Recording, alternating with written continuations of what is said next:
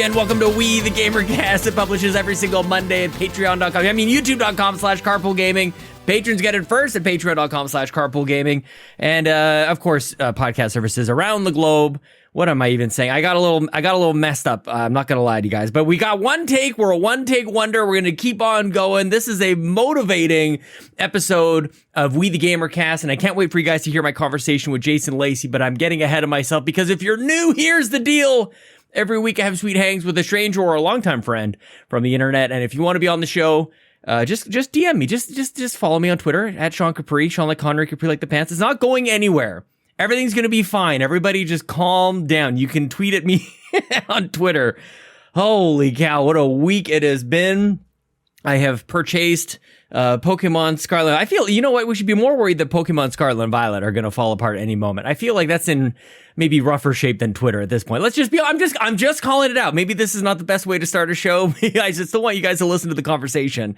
Maybe I'll leave the hot takes for the end, but I want to let you know that this show is not possible. It just doesn't happen. It ceases to exist without our wonderful friends at patreon.com/carpoolgaming. And I want to take a quick moment to thank all of our wonderful patrons over there. Not every one of them. Not everybody. The people who get a thank you are the Gold Member Plus. So thank you to our ultimate producers, Robby Bobby Miller, Trucker Sloth, Tony Baker over at Quest for Pixels at youtube.com/Quest4Pixels, Dallas Ford, the co-host of The Blame Game, Johnathan Brown with his new EP from PME called Gems. Get it on Spotify and Apple Music. I gotta say, Johnathan Brown from PME, the last album that you had, is in my top, it's in my top listen to for 2022. So that's kind of neat. On my Apple Music, that's kind of, I love that, man. Lee Navarro, of course, the fearless leader of the Phoenix Overdrive Extra Life team, as if I've never said that before.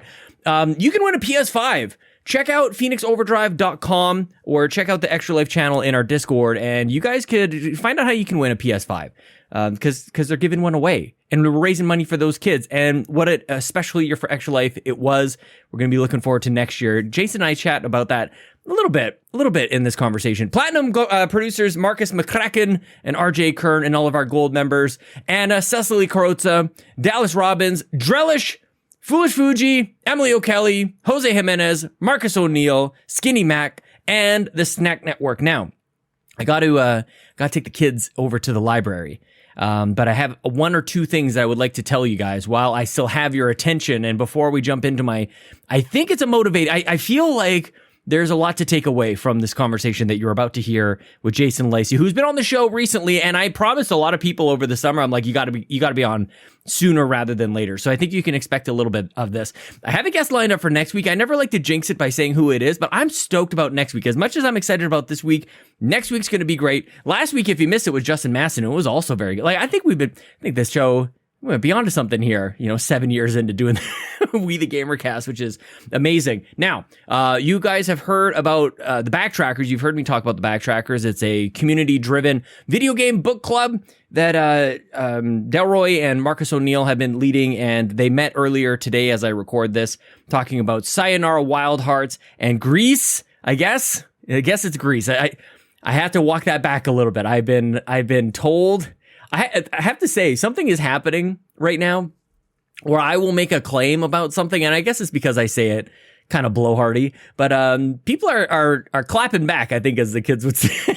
So I've been told it's Greece with a rolled R and a hard S. So they talked about Greece, Sayonara Wild Hearts, and my personal favorite, Tetris Effect Connected. And if you're missing the Backtrackers, if you don't know if you've heard me talk about it before, just jump in. Everybody is welcome. It is so special. What I love, because I have been mostly just listening to everybody kind of weigh in with their own opinions and their perspectives and everything. And it's so wonderful. I actually really, because I podcast all the time. I talk about video games all the time.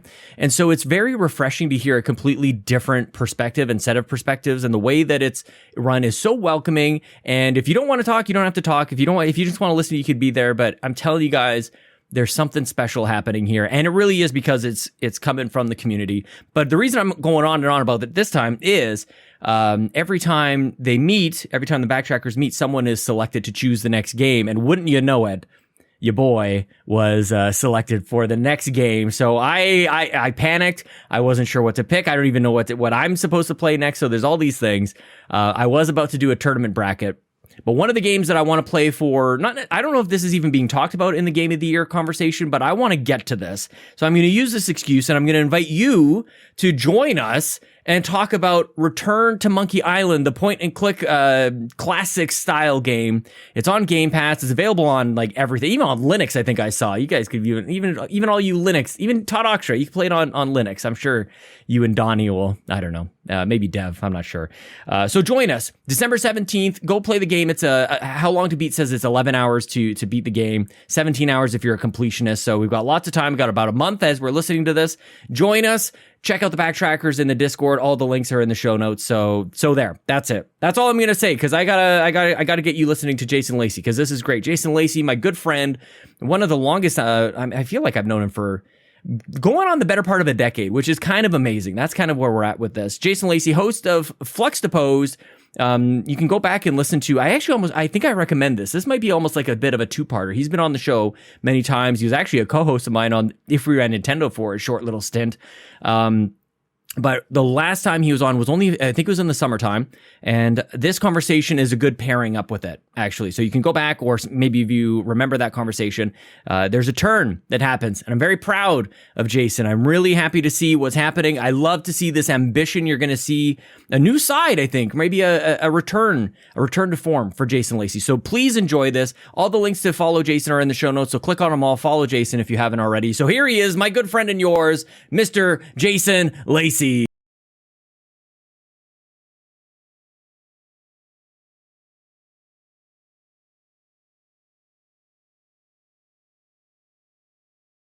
Our membership, so look out. To Costco? It's all over. Yeah. Was it ever in question? Was it ever a possibility that you wouldn't be doing it?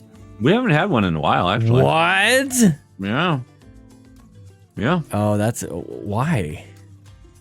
Just didn't have a need for it. Like, especially when it's just the two of us, and like even our son doesn't eat like a whole lot that's there. So just didn't have need to have amassed things of bulk, you know. I mean, I guess. But now, like, oh, his vitamins, we can get that there, and his snacks, we can get that there, and there's pizza there, and there's hot dogs there. Why wouldn't you? There's definitely hot dogs there. It pays for itself, even just for hot dogs. But why wouldn't you want 500 tablets of vitamin C? Kirkland Special.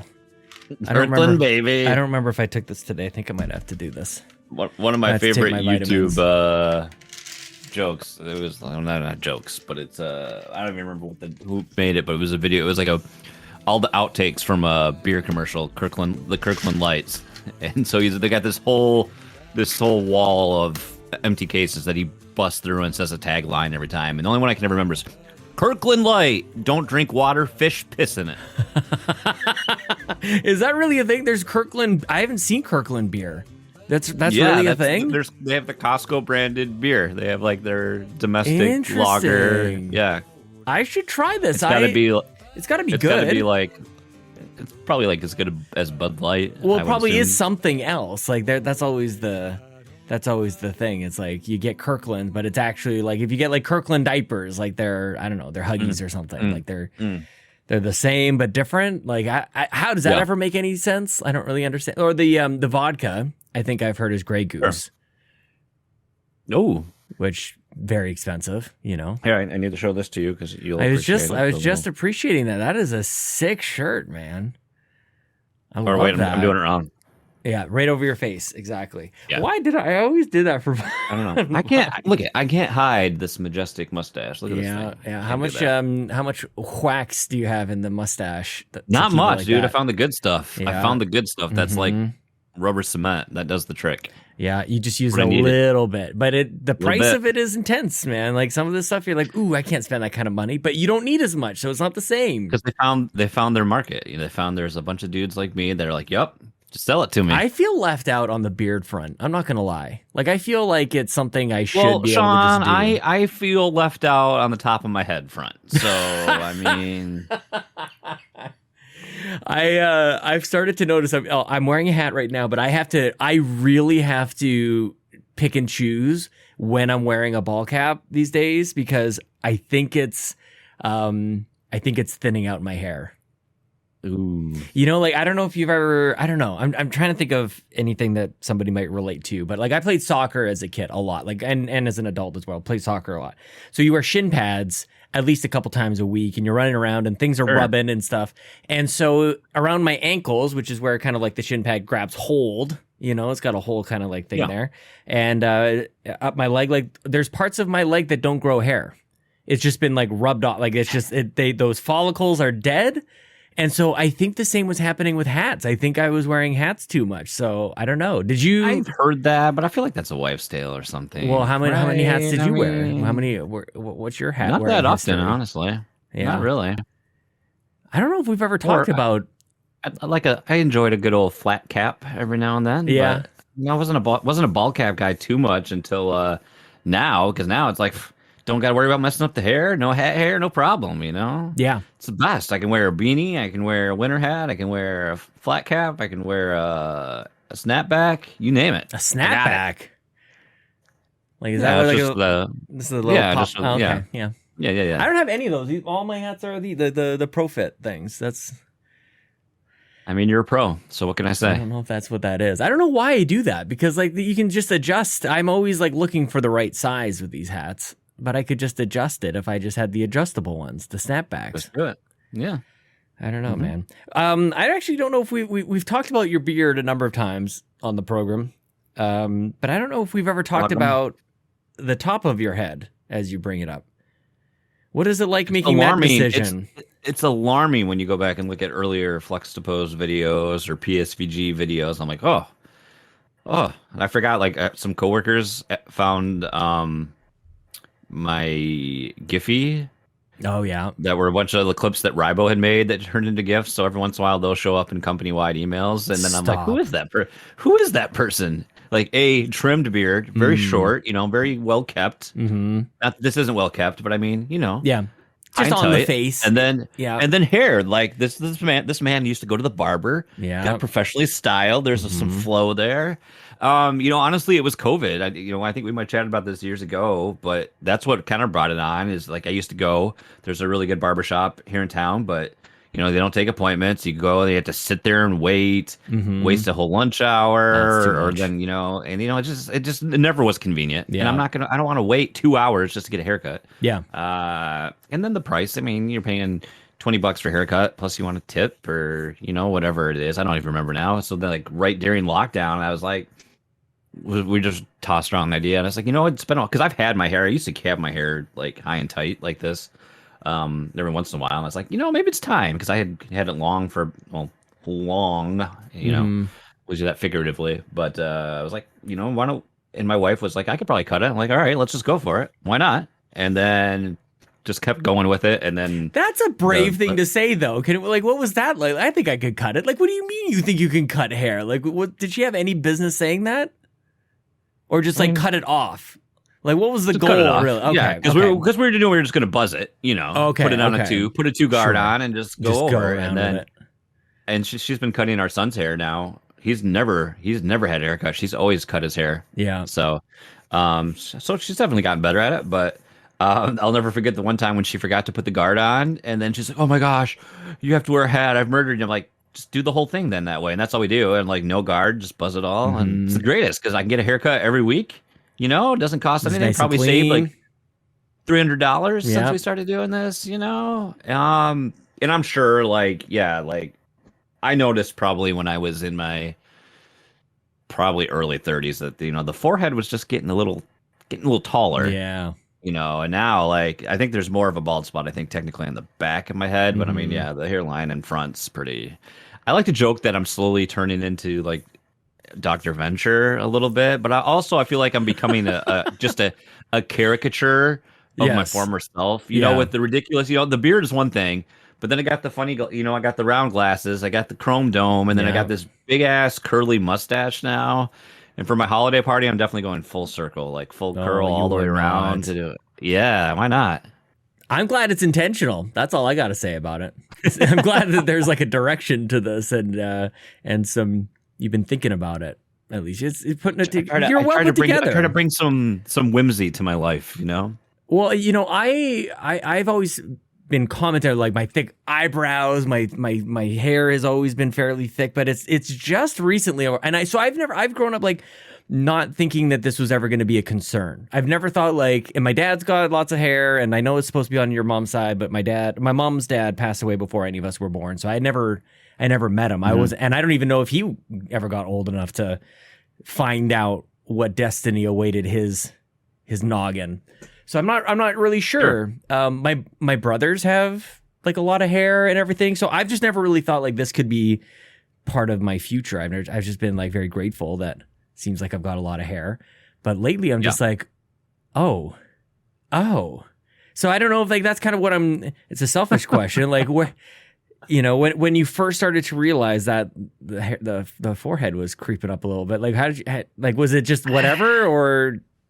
Yeah, I mean, there was like that moment where you're kind of like, you know. But then I remember my wife was like, you know, if you want me to get you some stuff, I will. You know, when we're in, like, she bought me like a Rogaine equivalent. I think I used it one time, but then I was like, it is what it is. Yeah, exactly. It is what it is. And then part of me felt like, honestly, this is who I am, you know, right? So like, I don't feel the need to like, I don't know. I just became really accepting of it. That's very healthy. You know, didn't care. And probably that's part of it because I feel like there's other, it was different, but I mean, if I didn't have a beard, then maybe because that would change, you know, like I probably will always have this probably because I don't have hair. Yeah. You know, because I don't have a way to express myself. Yeah, otherwise just a lot of right? skin. You know? Yeah, exactly. You know? Nobody wants just neck, you know? Just be all neck here. Yeah. But I think the biggest, like, that was the thing. But then for me, once you get past all that, and I think it comes with aging anyway, and then you get to a certain age and you become a little more comfortable in your own skin, a little more, assured of yourself and everything. And this is like, whatever, you know, and just like gray hair and stuff like that. I mean, I am disappointed because I always kind of I was always hoping my hair would go white. Right. I always wanted like a nice silver. I want to be a silver fox, Sean, you know, and now that's gone. And then anytime I get any white beard hair, it just falls out. And then it's, never say never. Never say never. Who knows what else you could do? I mean, you've gone from one thing to the other. Yeah, you could. Maybe if I just grow it long enough, I could swoop it up and over and kind of do like the Trump comb over, but with from the beard. The chin. You know? Yeah. Yeah, I do. Is that a thing? I don't know. Well, Seth has a pretty, he has like a child, I think, growing out of his face. Like he has a whole like a 6-year-old and just grown off of his face. So you could keep going. Like he's blanketed always. I can't. I went down the beard YouTube. I'm very much in the shaping and the groom. Like, don't even. It's a lot. It's too much. It's a lot. Yeah. I'm very much on the upkeep. So yeah, that's what I do. Well, you look good, man. I do now. You looking trim. You. You're looking like you seem happy. You seem. I don't know if you're just faking it real good. That's just the meds, man. Yeah. Yeah. That's good. Yeah. Yeah. How many pills do you have to take? Is it pills? Is it? Like a needle in the butt? I'm on the Lexapro. Okay. So that seems to work out good for me. And it's not like I was, I wouldn't say I was depressed, but I think it would be easy for me to get into, and I don't remember if we talked about this last time I was on the show or not. I think we breezed past it, actually. I think you had just started. It was just, it was easy to, if I got, I call it, I would spiral. I would, if enough things happen, it would be really easy for me to focus on the negative things. Yeah. And then that one negative thing would be like, well, now everything's terrible. Yeah. So, and that was like what, right around 4th of July, honestly. And I haven't had anything like that since then. And I think it might just take the edge off of my stress a little bit.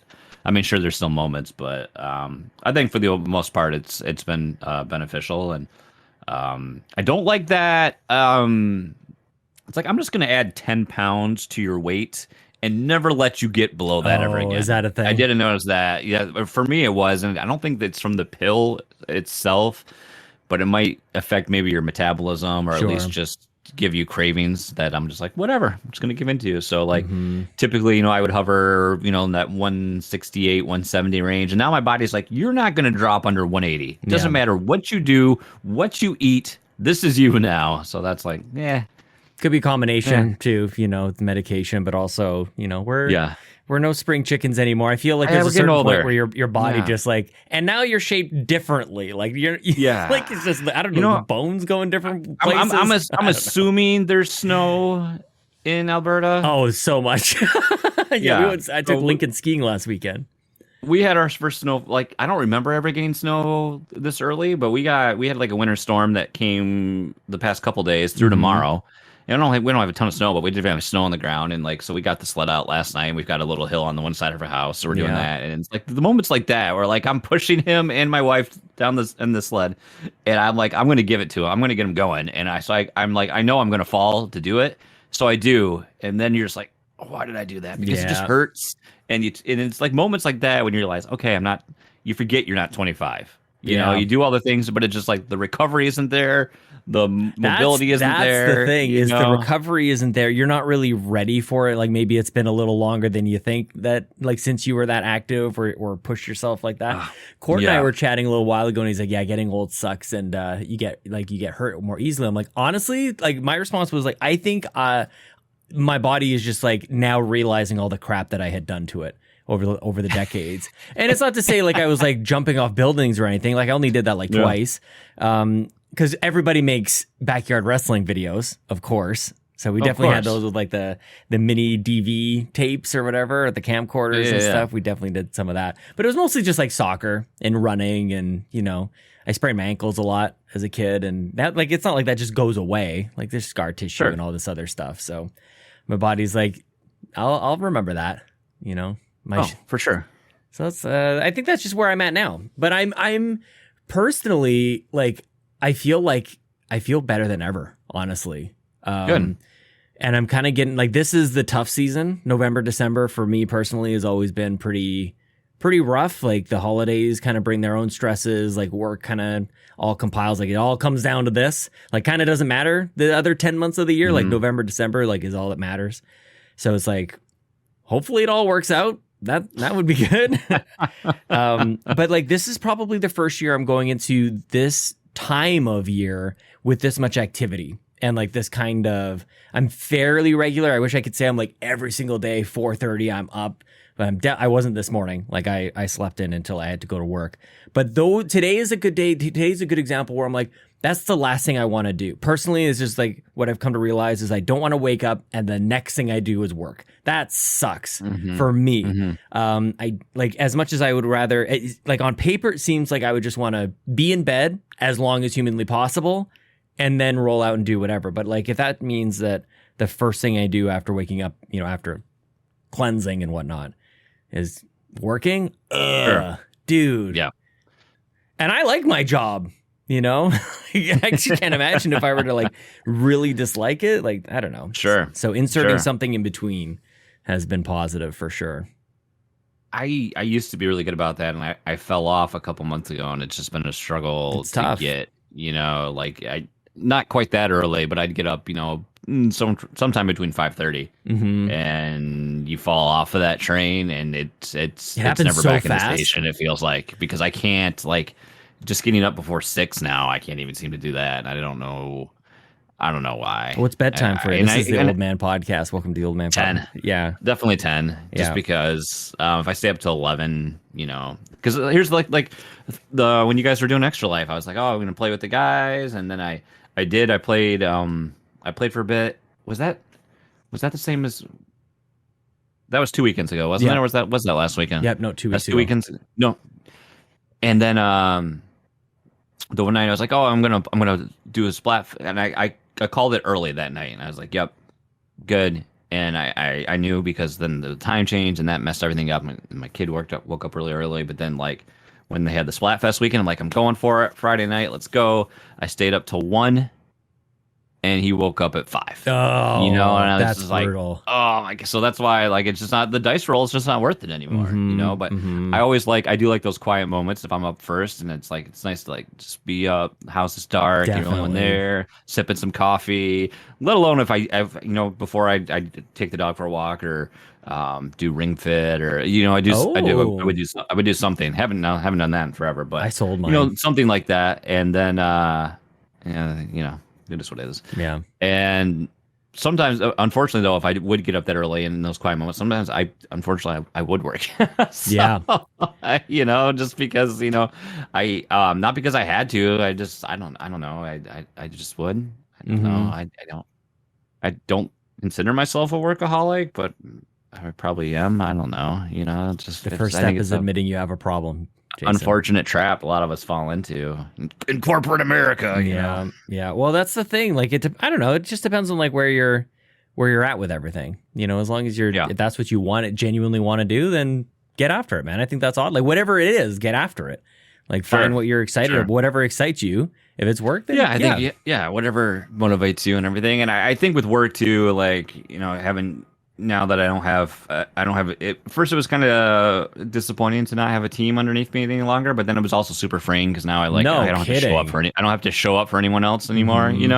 So now I'm more apt. Like if I don't want to go in today, I'm going to work from home and do stuff like that. So like I used to always. I mean, I don't show up on time anymore. It's been very freeing, and so I think in a lot of regards, I think I have less. It's not like there's still other stress at work, but I feel like less pulled, good. So now like I answer to myself. So it's like, okay, did I get my projects done? Yep. Okay. Done. Yeah. So there's more flexibility in the day than what there used to be. Is that something that you would have anticipated like a year ago? Would you have thought, or 2 years, 3 years ago, would you have thought like this is where you would be now? Oh, definitely not, because like especially 2 years, like at the start of 21, we were, I was leading a team, and we were developing all these processes on the fly that we've never had to do before. So at the time, that was my trajectory to continue to build up those processes and to help manage that team. So didn't see. I think where I'm at now is probably where I've always trajectory should have been in terms of my skill set and what I offered to the company. But I don't think it was tough because it felt like a step back at first because I think that's the natural progression. I think when it's these, like you get really good at it, you get promotions, and then you need to lead other people to help them do good things, and that's like what I had taken in from the coaching sessions I had done and everything too, was like help. You can't do everything, so you need to help coach up other people to do all these good things that you could do, and so. That's just how we think a measurement of success looks like. So, which is where stress comes from.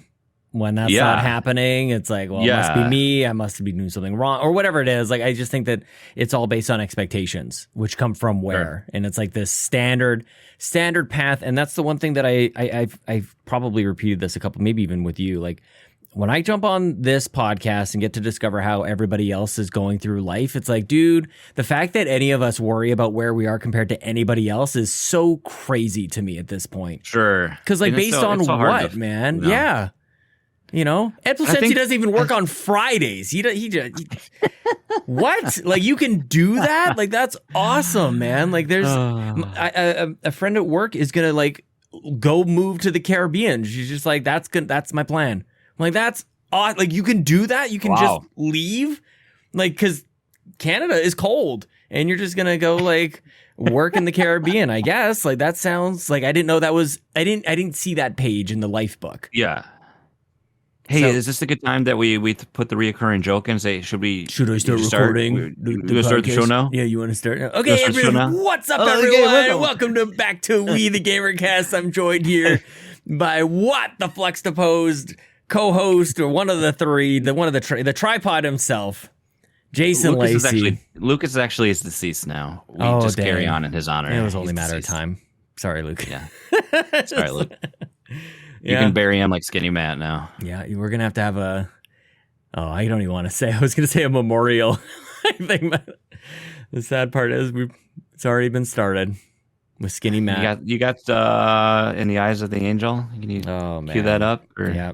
We have started the pod. We have certainly started the podcast. But I guess I want to go back to the whole, like, when we have we got our 5-year plan, and we base, even sometimes we can base our like mood and happiness and whatever based on how we're doing against it. And it's like, things are fine. Like, you look great. Things seem fine. Like, think you're healthy. Stuff is good. You're still employed. and you're yeah. I mean, you got to take those measurements, right? You know, you got a family that cares about you and is there for you. You've got a roof over your head. You've got food on the table. A what over and your head? A what? A roof. A rough. Got it. Okay. A rough. Yeah. Like a dog. A dog sound. No, he's over there. Ah, I got a dog. He's got a stupid cat. And those are like the things you have to take kind of measure of because it's really, I mean, social media is a dastardly thing. Don't worry about that. It's dying. That's dying too, man. Like if you've ever thought you had a rough day, Twitter's dead. Try spending $44 billion and. I mean, when you tell everyone if you got to go hardcore, get the fuck out, you know, and then you've got till Thursday at 5 to decide, and then everyone's like, okay, we're going to go. Yeah, I'm out of here. Oh, I mean, good luck. Your engineering team gone. Your finance team gone. Your payroll team gone. I'm sure it'll all work out. I'm sure. Here's the thing.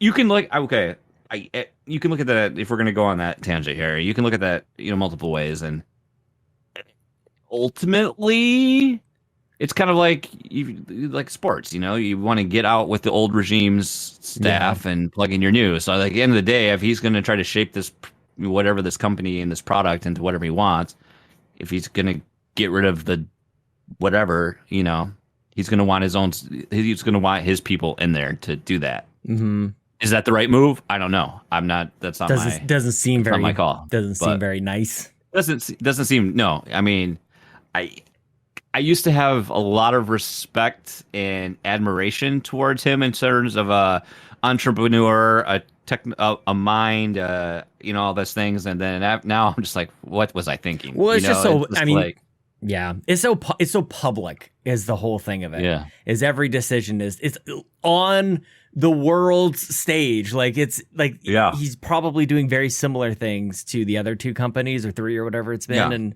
but it wasn't like at the place that is where the world is talking. Like I can't describe how insular that is. And there's problems with the platform, sure. And there's some improvements to be had. But I mean, like when you go, we're going to let anybody pay $8 to get this blue check mark. What could go wrong? Well, it's so complicated. Like if I had employees who were saying publicly things about me that they're saying about him, or like putting up on the outside of the building, like this is him, like I don't think that's okay. I just want to say I don't think that's okay either. I don't think two wrongs make a right. No. I feel like there may be a level of professionalism and maturity that could be. If you criticize your boss in a form like that, you're probably not going to have your job anymore. I don't think you should. If I went into work and said my boss is an asshole and this is why, guess what? My boss is probably going to say, okay, yeah, you know, yeah, thanks for your opinion. Thanks for your time, and you can go. Yeah. Well, and then what like in the real world, not on fake world of Twitter, but in the real world, like, can you imagine getting a job next? Like, if you went off and like spray painted something on the side of a building or whatever, and you were known to be responsible for that, how likely do you think it is that you can walk across the street and go get a job somewhere else? But in this case, it's going to be applauded because they're standing up to the bully, the tech evangelist bully. Well, maybe it is. So. But yeah, you're right. Like, and that's an echo chamber in and of itself, which I think is lost. And it's a difficult thing to express, especially on Twitter. Like, because then it sounds like, well, you're on Elon's side. And it's like, I'm not saying that either. Sure. Like, I'm not saying really anything. I just think that there should be, you and I think are aligned on this. There's a level of professionalism and tact to be applied in how you speak about your job in your industry and things like that. And I've come like multiple thought processes with the platform because I thought I've gone from, oh my gosh, it's just, we're going to wake up one morning and it's just not going to function. It's just going to 404. Yeah. You know, it's not going to work, but I don't see how that is possible. I agree. Are we going to see a degradation of services? Sure. Is it going to, you know, I don't know. So, I mean, I've kind of ramped down, you know, I went full off in the Fediverse, so I'm very much in Mastodon and exploring. Did you really? This Mastodon thing sounds just terrible. It sounds awful. It is the most. I talked about it. You know, we didn't release a little late this past week. I talked a little bit about it on my podcast. It's downloaded. It's very confusing.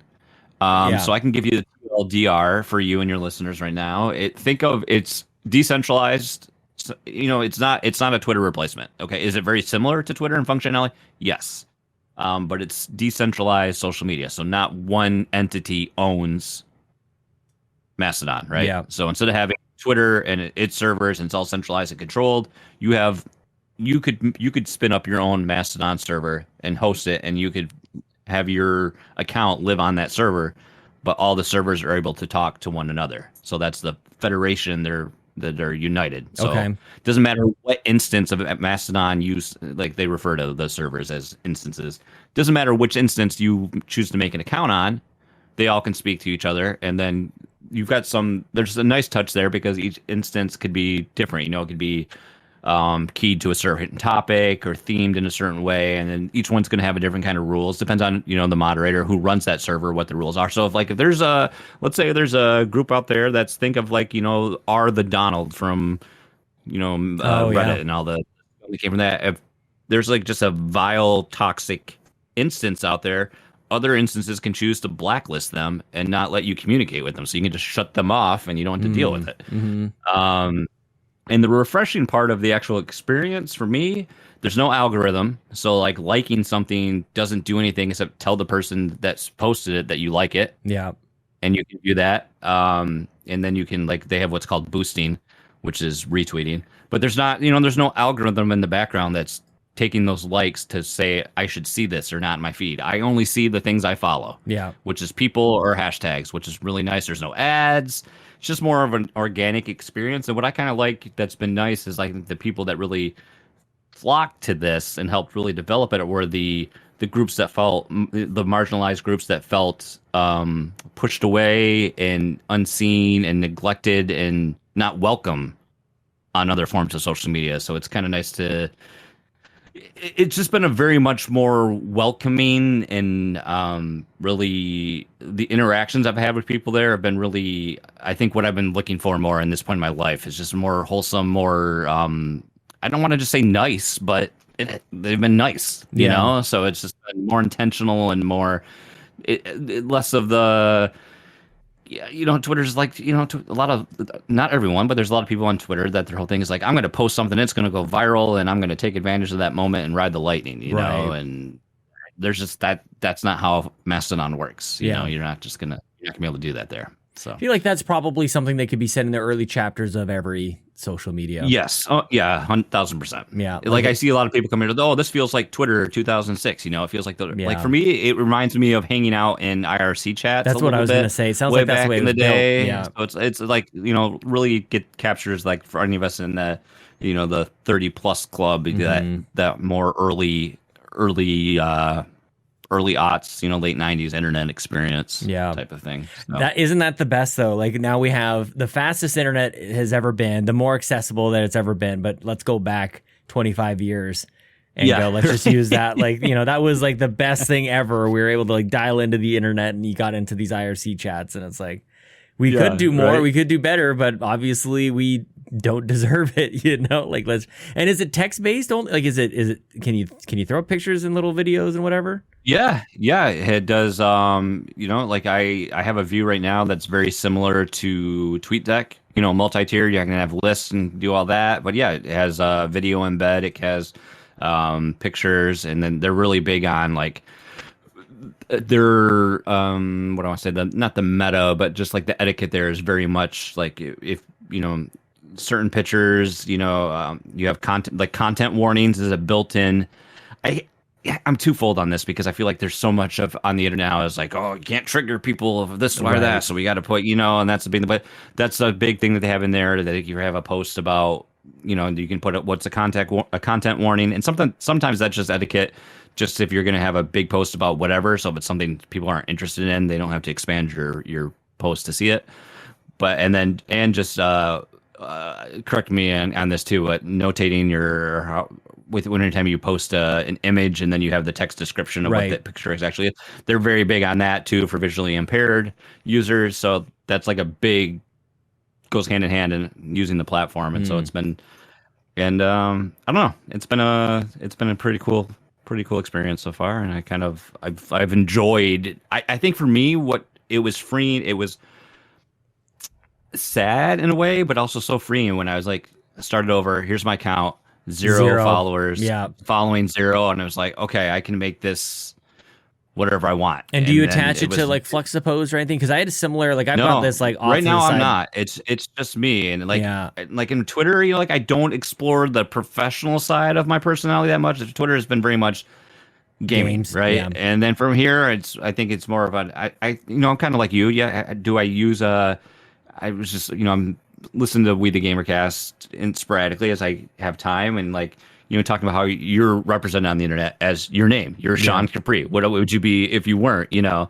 And while I have used Fluxday a lot, but I still think my identity of Jason Lacy is also very prominent. We don't have like these personas so much that we hide behind. I think we're very much kind of our authentic selves and how we present ourselves online.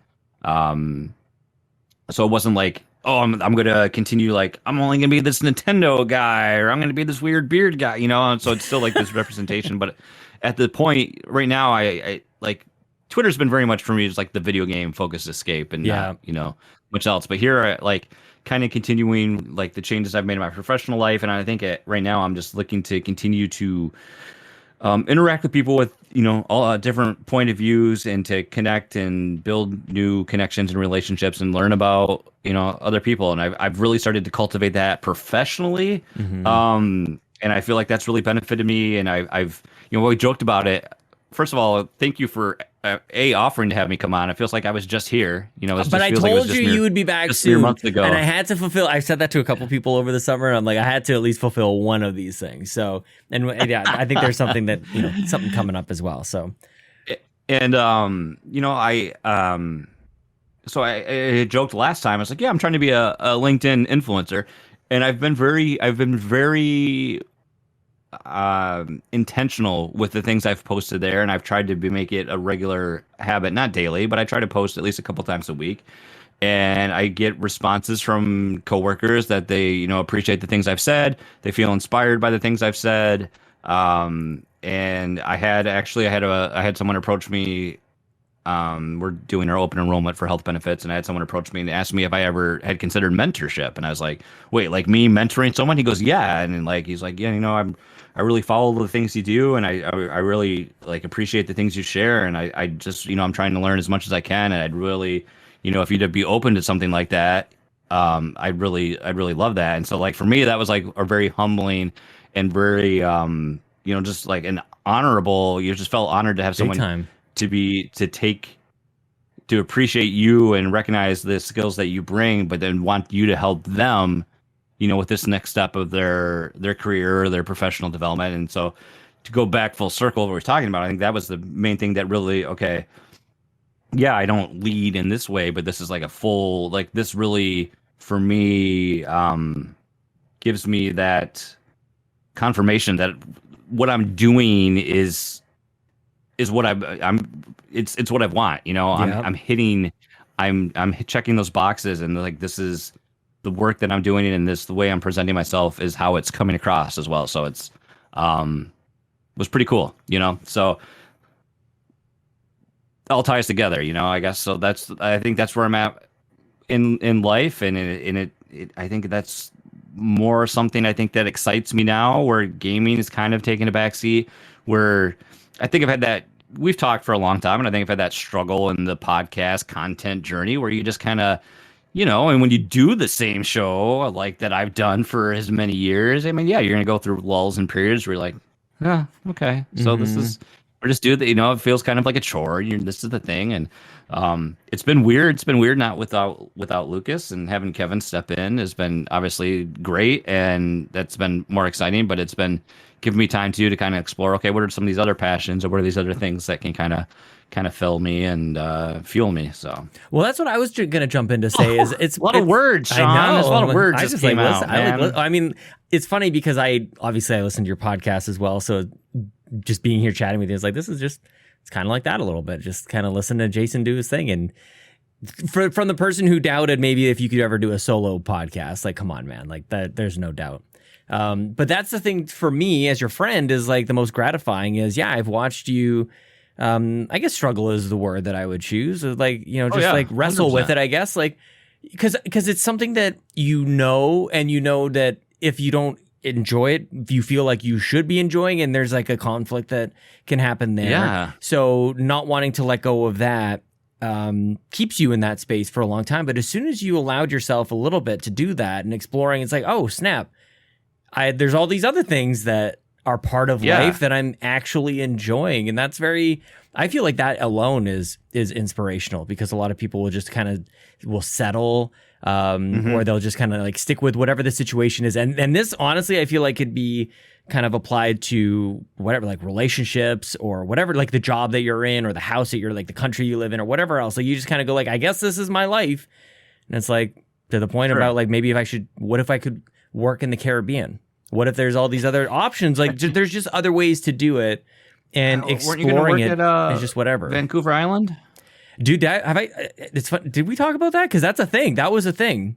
Vancouver. That was a thing. Yeah, Chelsea had talked about. Well, that was back when we did if we were in Nintendo when you were on Vancouver Island. And yes. Oh, that's right.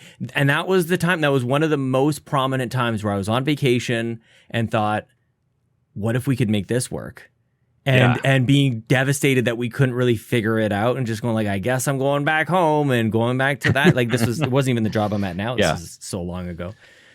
But there's other ways to go about it. So I'm gratified to hear you kind of like, dip your toes in something else is a little different here. And the fact that you've even allowed yourself to do flex to pose with someone else. That seemed like it was a rule that you would not do that. That seemed like that was like, well, if Lucas steps away, then it's over.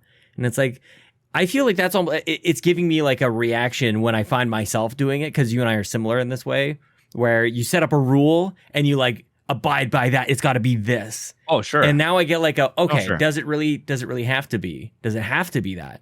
We had an episode of Yumi Capri with Court and Seth and Ryan earlier today, and I was 15 minutes late because I had to take a call from work. And so they started, and I joined in, and Court couldn't stay as long as we were going, so he left, and it was like, this is awesome. Like, it's just a whatever kind of thing. It doesn't have to be so rigid. And we talked about our Game of the Year coverage and stuff, and talked about how Court wasn't going to be able to make our Game of the Year chat because he couldn't like stay for the whole thing, because his kid just like gets up at like 4:00 in the morning, for goodness sakes. So staying up until midnight talking about video games wasn't an option. I'm like, well, finally, I'm not the only one. You're definitely not. You're yeah, no.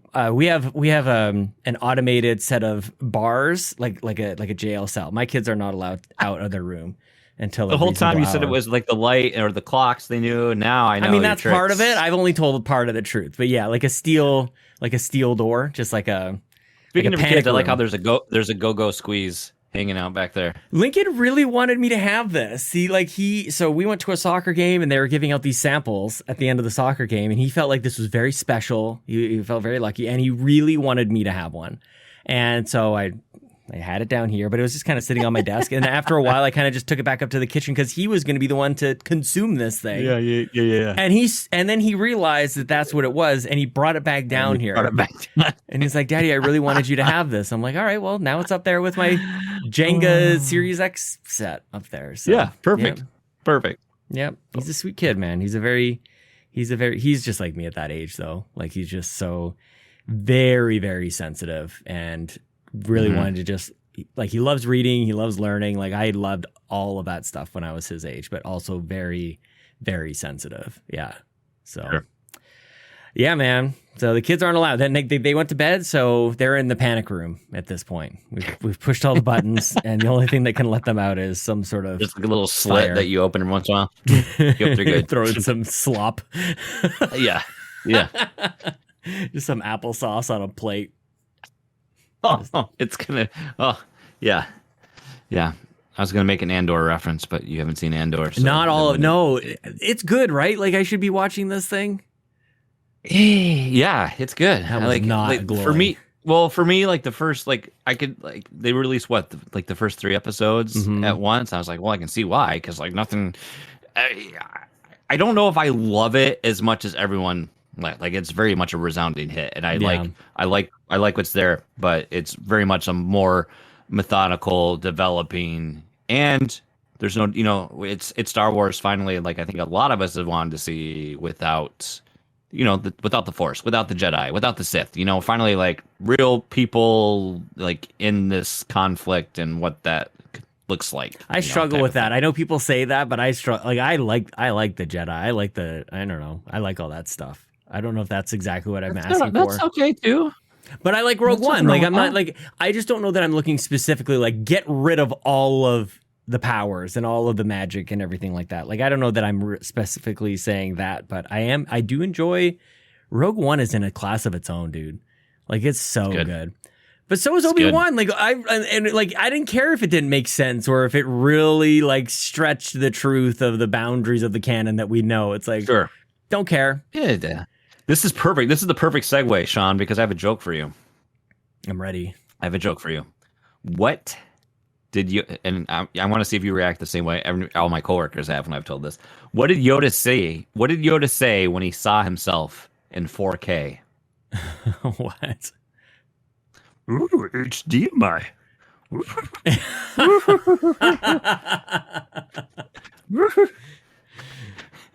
I'm so glad Yoda showed up on this podcast too.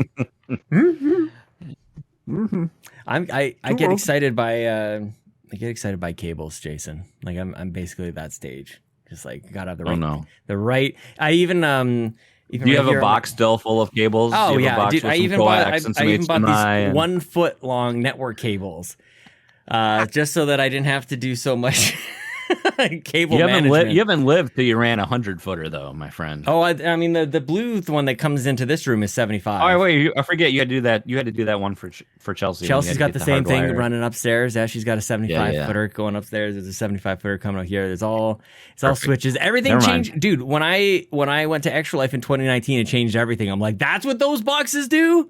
Oh, I'm going home and I'm changing everything. What do they got? The switches? Is that what they're called? Like these switch boxes? Oh my gosh, dude. How Kevin, let's talk about that a second. Because Kevin, let him wax poetic about Extra Life. How was your Extra Life experience this year? I feel like I didn't get to hang out with Kevin enough. I never feel like Kevin and Josh are so locked in. Like they are. Like what was on the social network when they're coding, like they're plugged in or whatever. Oh gosh, that's what they're like. Like they've got their screen. They're their there games. for business, man. They are not screwing around, and I'm inspired by it too because like they are when the parents show up and you get a superpower. Like you and I are talking about like staying up late. Like I'm as bad as anybody else. Like I'll fall asleep in the chair if I get just to the right temperature. It's just that right time. I'll conk out easily. But something happens at Extra Life. You walk through those doors and it's like 24 hours, no problem. Like I'm on vacation. Like it's like a bachelor party or something. It's like, but for video games. So staying up all night is no big deal, I don't think. But it should be. Like, I don't know. Because I can't do it in any other day. Like even if I was doing Extra Life from home, I couldn't do it. Sure. Although I'm sure I've done I think I did Gaming for Guru 1 year. 24. Anyways, it's very, very difficult. But those guys are locked in. See, you're like a politician level of popularity there. You got to shake all the hands, kiss the babies. I mean, everyone's going to want their moment in the sun. Yeah, but I wanted to. I want to play more games. I really spread that around. I really adore Kevin and Josh quite a lot, and it's tough to see and get in with everyone. That was the idea with the couches this year. Is just trying to create kind of just a place for us to more communal spaces. Yeah, let's all sweat on these cushions together the whole time. Probably could have flipped the cushions, to be honest with you. Let's mix fluids. Yes. A year after everything was locked down and masks were required, let's get as close to one another as possible. That should be, as it turns out, I think everything was fine. Sure. But Extra Life was cool, man. Extra Life was special and very challenging this year between the event itself and the teardown, and like we didn't go to sleep afterwards, So we had Justin and I chatted about this last week, but it was hard, but it was, now that it's been a while afterwards, it's like, okay, let's look forward to the next one. Right. I mean, it sounds like you guys are starting to outgrow the venue. I mean, in terms of how big that's gotten already. Yeah. So you should be there next year.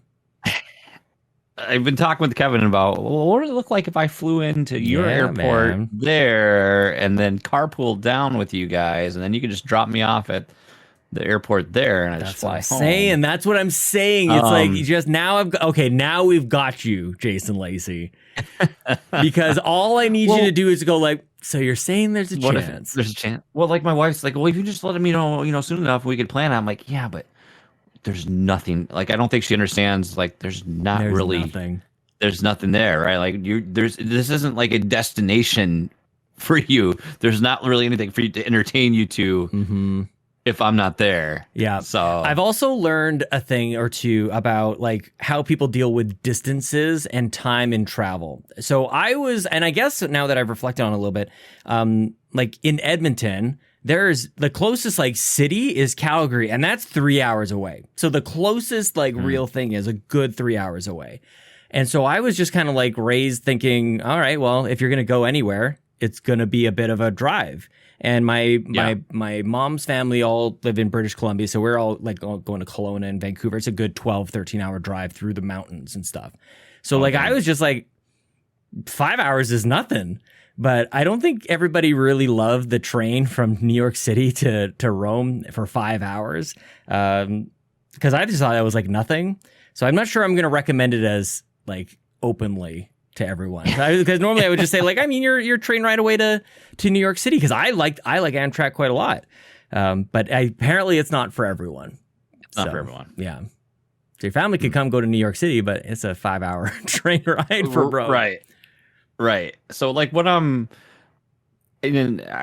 would think would be cool to see as that evolves is like, I don't know how much of games done quick you've watched over Not the years, enough, but dude, like but that's so cool to adapt it to like that, that telethon presentation experience, where you guys are already having the featured tournaments and featured games, but then just have like that presentation and along with the whole thing. Because before, it was just like a bunch of friends just getting together and playing games, but now it's already starting to take that next evolutional step. That's what it feels like. It really does. It feels like a Jeff Keighley needs to show up and just go like, all right, there's going to be a Keighley stage and something's going to happen there. And I think that there's so much it's so funny when you go there, because the room is split into two and one side of the room is us. Like it's like us and the Nintendo dads and Nintendo pals and Kevin and like all the PSVG and Dave Moore's off in the corner feeding people poison or whatever.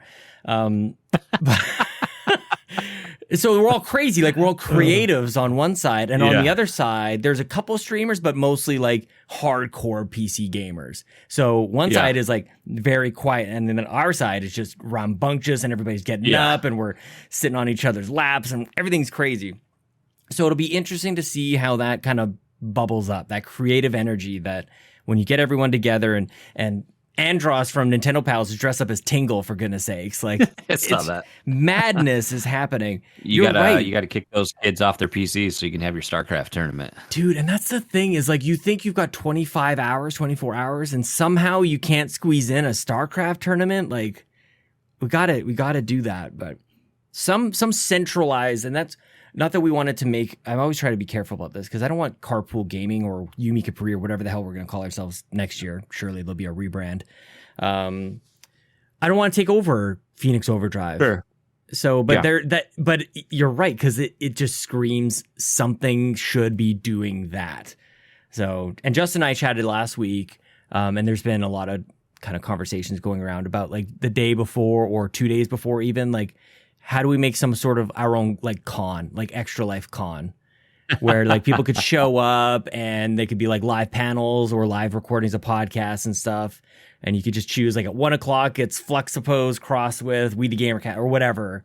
And at 4 o'clock, maybe that's where you do like a StarCraft tournament or something. And then everybody can meet for dinner and just make like a couple of days out of it we can really make whatever we want. And I think that's why we get into podcasting and why we get into content creation, because there is a certain format that we generally all kind of follow. But like ultimately, if we just look just outside that, you can do whatever you want. Yeah. Yeah. Make whatever video you want, say whatever, like your show can be. Like I feel like your show, like Fluxoppose is a great example of this, where you've expanded beyond what you feel like a traditional video game podcast should be. Yeah, I mean, we all know your video game podcast starter kit, right? I mean, that's so I think we've chatted about this plenty of times, and yeah, there's many shows that have those formats, and it works for a lot of things, and other people it doesn't. be one of those people that doesn't, like, especially I think if we were 25, we could have stuck to that format. We're not 25 anymore. We can't play all the things anymore. We have kids, and responsibilities and things pulling us other directions. I mean, hell, my co-host can't even stand up sometimes without feeling dizzy. So I mean, how are you gonna do things? Like, good news is he did get a diagnosis, so hopefully he's on a path of hopefully getting some relief. That's there. The thing, man. We gotta take care of ourselves, dude. So, but yeah, you can pivot and do whatever, and if that doesn't work, you pivot again, or you just keep pivoting, or you just, yeah.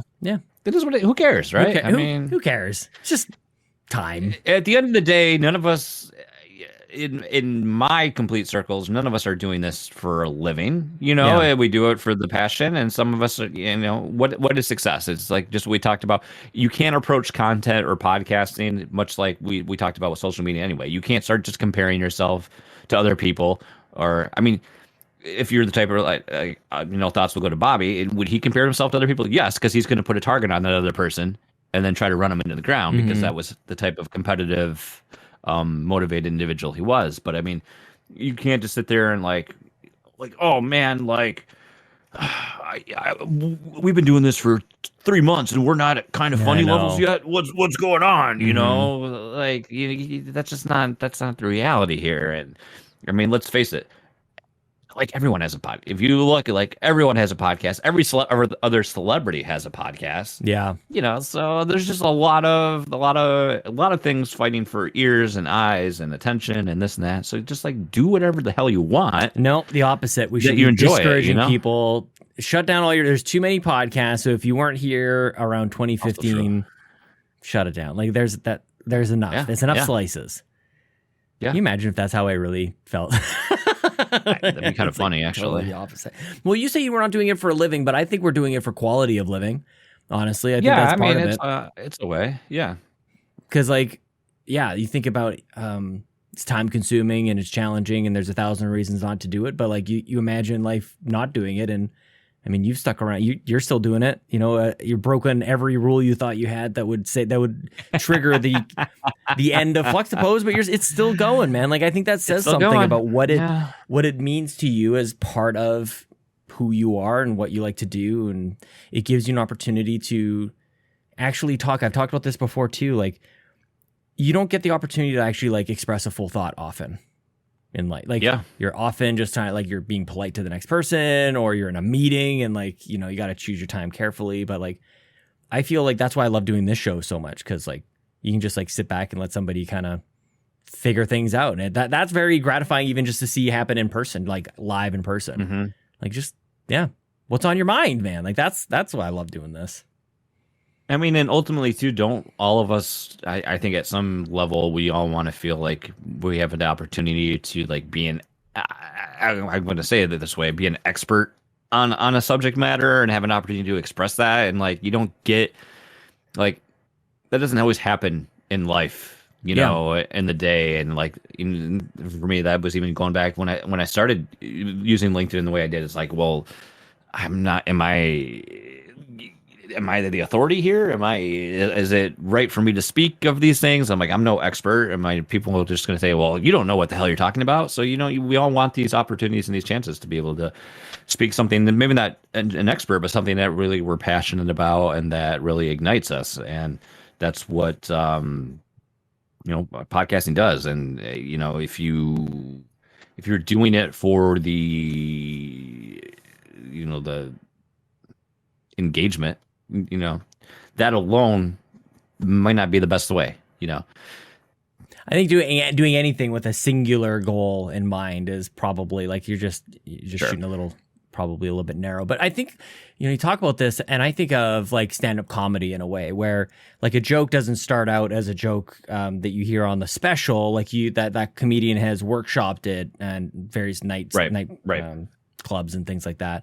And I think that's what a lot of what this is, and maybe a lot of what you're doing on LinkedIn right now, is like this notion that something's got to be perfect right out of the gates with their first try is like going to stress people out like crazy. If that's the expectation, that you've never done anything before, and if you're going to try, if you're even going to think that you should be allowed to do it, you better be great at it. Sure. Starting day one Sure. is asinine. I think that's crazy. Yeah. And that's got to be removed. And I think that's one of the things that we get out of podcasting and content creation is there is a space that's allowed where you can, if you allow yourself to do it, just figure it out. And even like the thoughts that you have, just can you workshop them through the conversation to kind of round about where you're going to get to? I think we're probably better at doing that. No quicker, we get to the point maybe a little bit quicker, or we can articulate it a little bit better now because we've been practicing this for so long.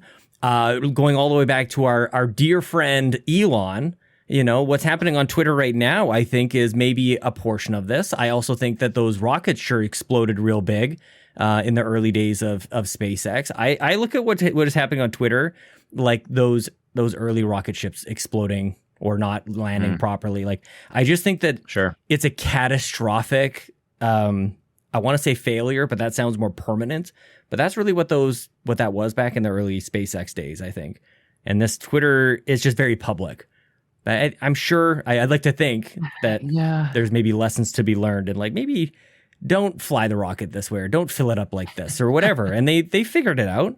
And I think that we're just seeing Twitter explode a little bit here. And I think that the reaction to it is exactly what I dislike. It's not that I don't think people should be against the treatment. I think I just want to be clear. You should treat people nicely. But the fact that it is failing so publicly and people dogpile on failure, I think is one of the things that I wish we could get rid of. That you should be able to have a failure and not be like, oh, I knew that guy was going to fail and blah, blah, blah. Like, we all should be given at least a little bit of grace to not have things go perfectly. But people want him to fail because they hate him. And I can't take that away from anybody. I can't tell you not to hate anybody. But I just think that in general, life would be a little less stressful for you and I and anybody listening to this if you had a failure, that everything's going to be okay. Sure. That's my message to the world tonight. I saw messages, and I would like Elon to buy Ticketmaster though next, and run that into the ground. So. Just understanding that what's going to take its place is it you cut the head off a snake and two grow in its place kind of thing. That's what they say. Yeah, that's what they say. Yeah, I don't know. Ticketmaster is something else, dude. How's your Call of Duty game? You getting there? The single player's done. Single player's finished. Didn't love it. But the multiplayer game is wonderful. I like multiplayer Call of Duty. So I'll keep playing that every once in a while. I'm playing more than Splatoon, I'll tell you that much. What? I was playing that Warzone 2.0 with Tom Servo prior to the show, which has been kind of interesting. But yeah. A little Splatoon, huh? A little Splatoonery. I would have traded it in if I had it physical. I think that's the first time that I've said that publicly. I traded in 5 games. I can't remember if I'll know them at the top of my head. Super Mario Brothers U, Animal Crossing, Mario Party, the first one, Strikers, and something else. I can't remember what the fifth one was. Strikers was. $50 each, man. They gave me $50 each. What? Even for Mario Party? Even for the original Mario Party. What the heck was that last game? Oh, 3D All-Stars. 3D All-Stars. You can see it there in frame. Like, those are all my physical Switch games. Yeah. That's all of them. Most of them are digital now, but I still buy quite a bit. And I think I don't know. Like, I don't play them. A lot of them. I don't play them anymore, but I just don't. I don't know why. I'm not in it. I think I've ripped the collector bug out of me. But I don't know. They're still there. Well, if you don't share, like we share everything, and Chelsea will want to play some games, or the kids want to play some games, and that's too tricky with the digital stuff. But I like to say that I got rid of all these games that I feel personally attacked by. But then I went and bought these Pokemon games that apparently don't even work. So my coworker has he used to report to me, which was kind of weird dynamic, but now he doesn't. So now it's cool because now we can bullshit and, that's cool. Blur the lines of a direct report relationship again. But he's very much all in on Pokemon and it always has been.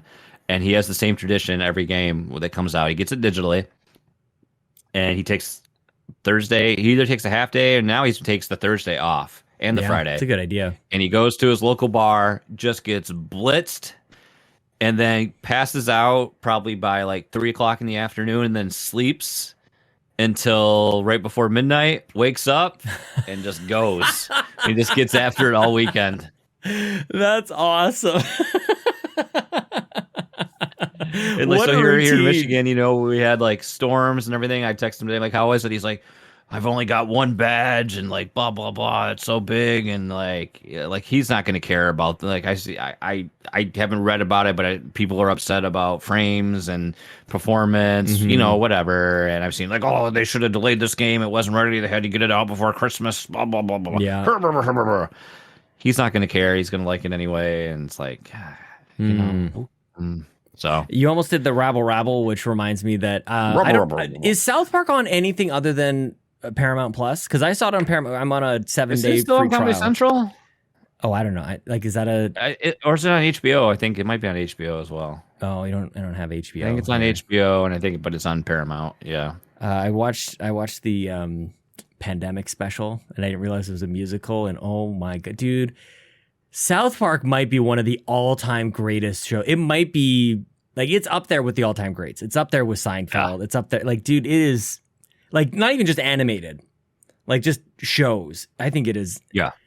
It's so good and so consistent. It reminded, I haven't watched South Park in a long time. I actually think I've got some box sets back here somewhere. I haven't, I think the last one I watched was the COVID special where Randy. That's what I was just saying. That's the one I just watched.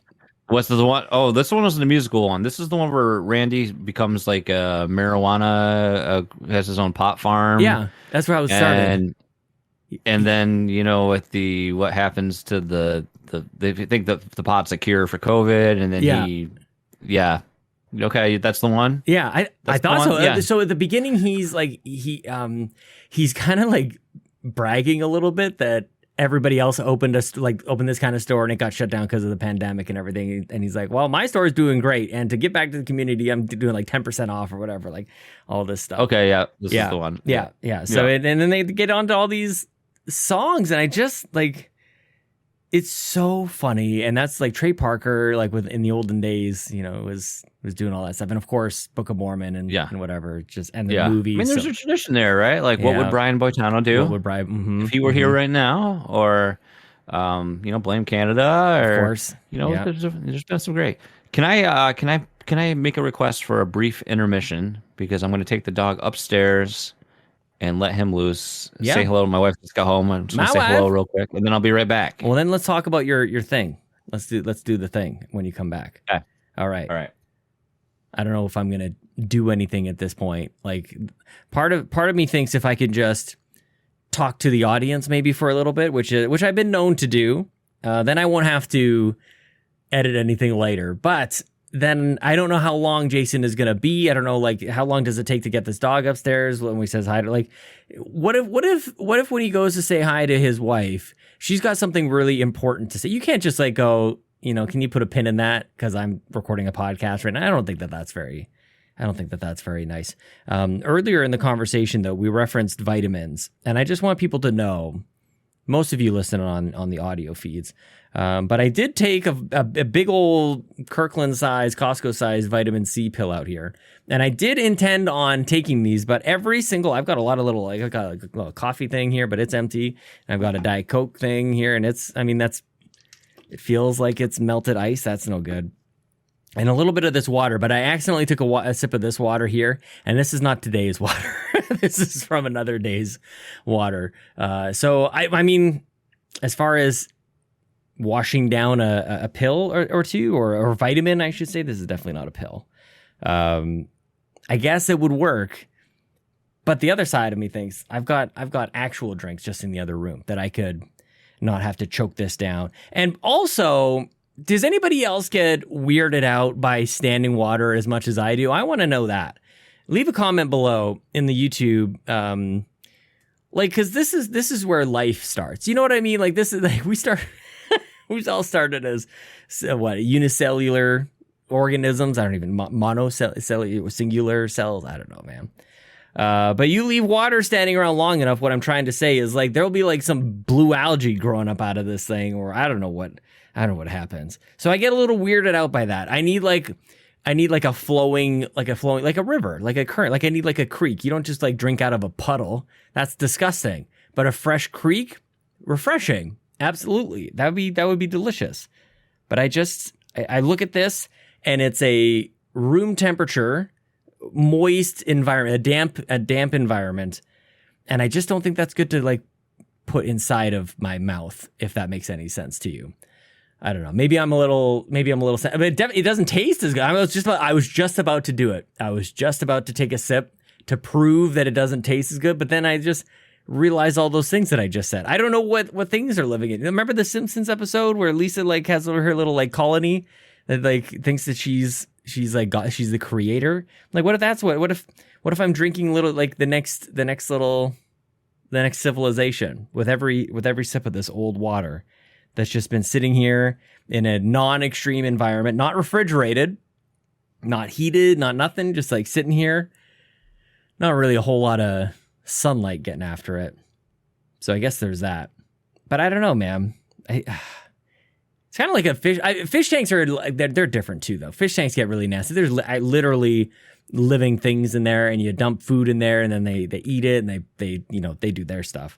So that can't be considered the same thing. But it is the thing that kind of weirds me out about dishwashers. I'm not gonna lie to you guys. Dishwashers, I do not like them. I do not like dishwashers. And it's because everybody's like, oh, they sanitize the dishes with their blasting hot water. It's like, do they though? Then they just sit there in a damp, dark, moist environment.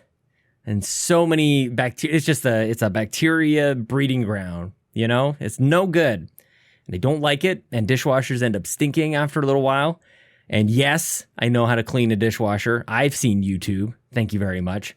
But the thing is, I don't like. The biggest thing is like, okay, you got the dishwasher and it like dries it, or if it's so hot in there, they dry it. It's like, yeah, sure, but sometimes you have like a bowl that's just off to the side, or like the cup with like the concave part on the top. You've got your cup turned upside down, but the top has like a little bit of water sitting on there, and it's just growing its next civilization of bacteria or whatever on, and that's disgusting.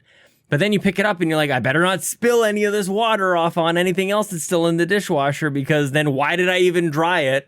And this whole thing is very complicated.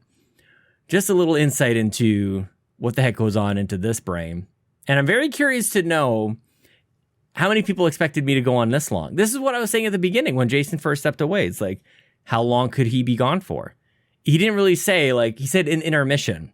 Is this like when you go to like, what are they? Like the dinner theater things? Like you go and you have dinner and they have like a play or a musical or something. You ever been to anything like that? And it's like, Chelsea and I were invited to one. We clearly don't get out all that often, obviously. So we were invited by a friend to join them for this dinner theater thing.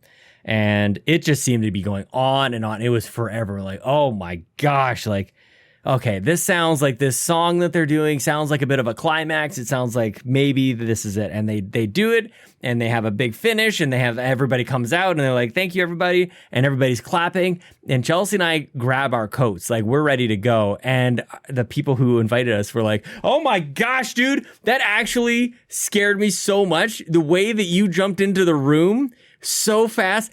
And I'm looking at this video, and I thought you were behind me.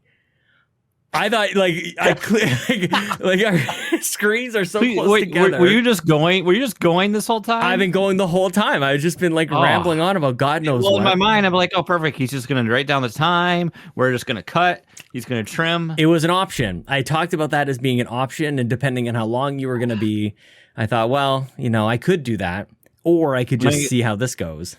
My wife has a job now, so that's been like that's great news. You scared the shit out of me, dude. Because here's the thing, for people who don't like, and I'm trying to figure out why this is all at the same time. Where the door is on your screen is exactly where the door is on my screen. Like right here, where I'm pointing, is the door out to the rest of the basement here. So you showed up in exactly just in a different frame, but in the space where you would be if you were coming into this room.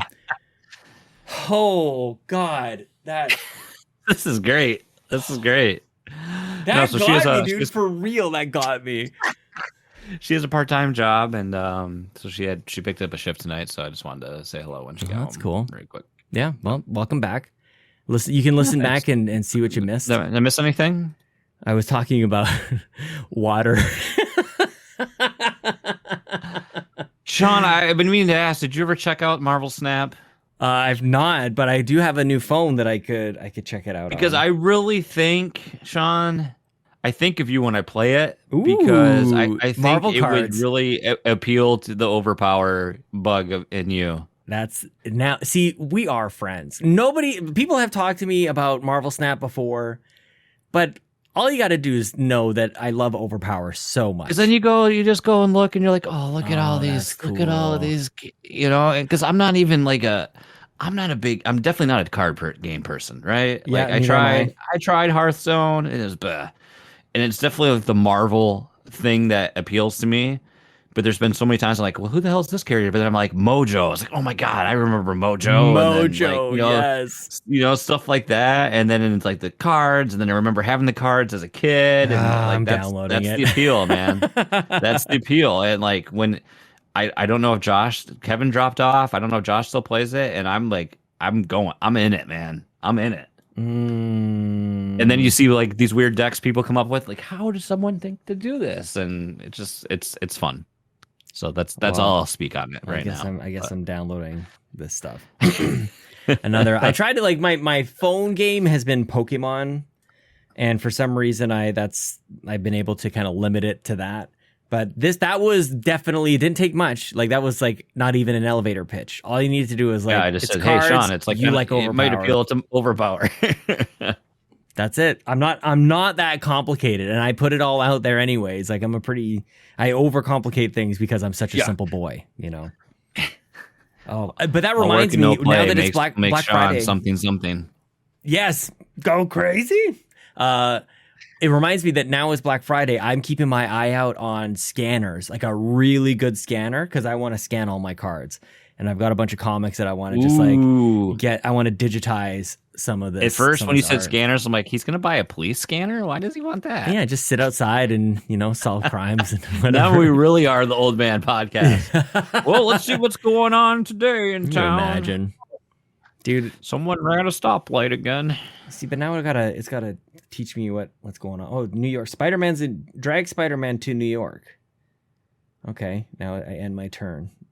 Dr. Doom and Nick Fury I guess we're all fighting together. But that card that is cool, dude. See? Yeah. Dang it. I have enough. And they look cooler. I have enough, man. We are so fortunate to have you can't even turn around the corner and go like, there's no way you can be bored ever. 1,000 games, 1,000 books, 1,000 comics, thousands of movies, streaming services, and whatever. Like there's so much. Yeah. Thousands of podcasts, Somebody should start a new one.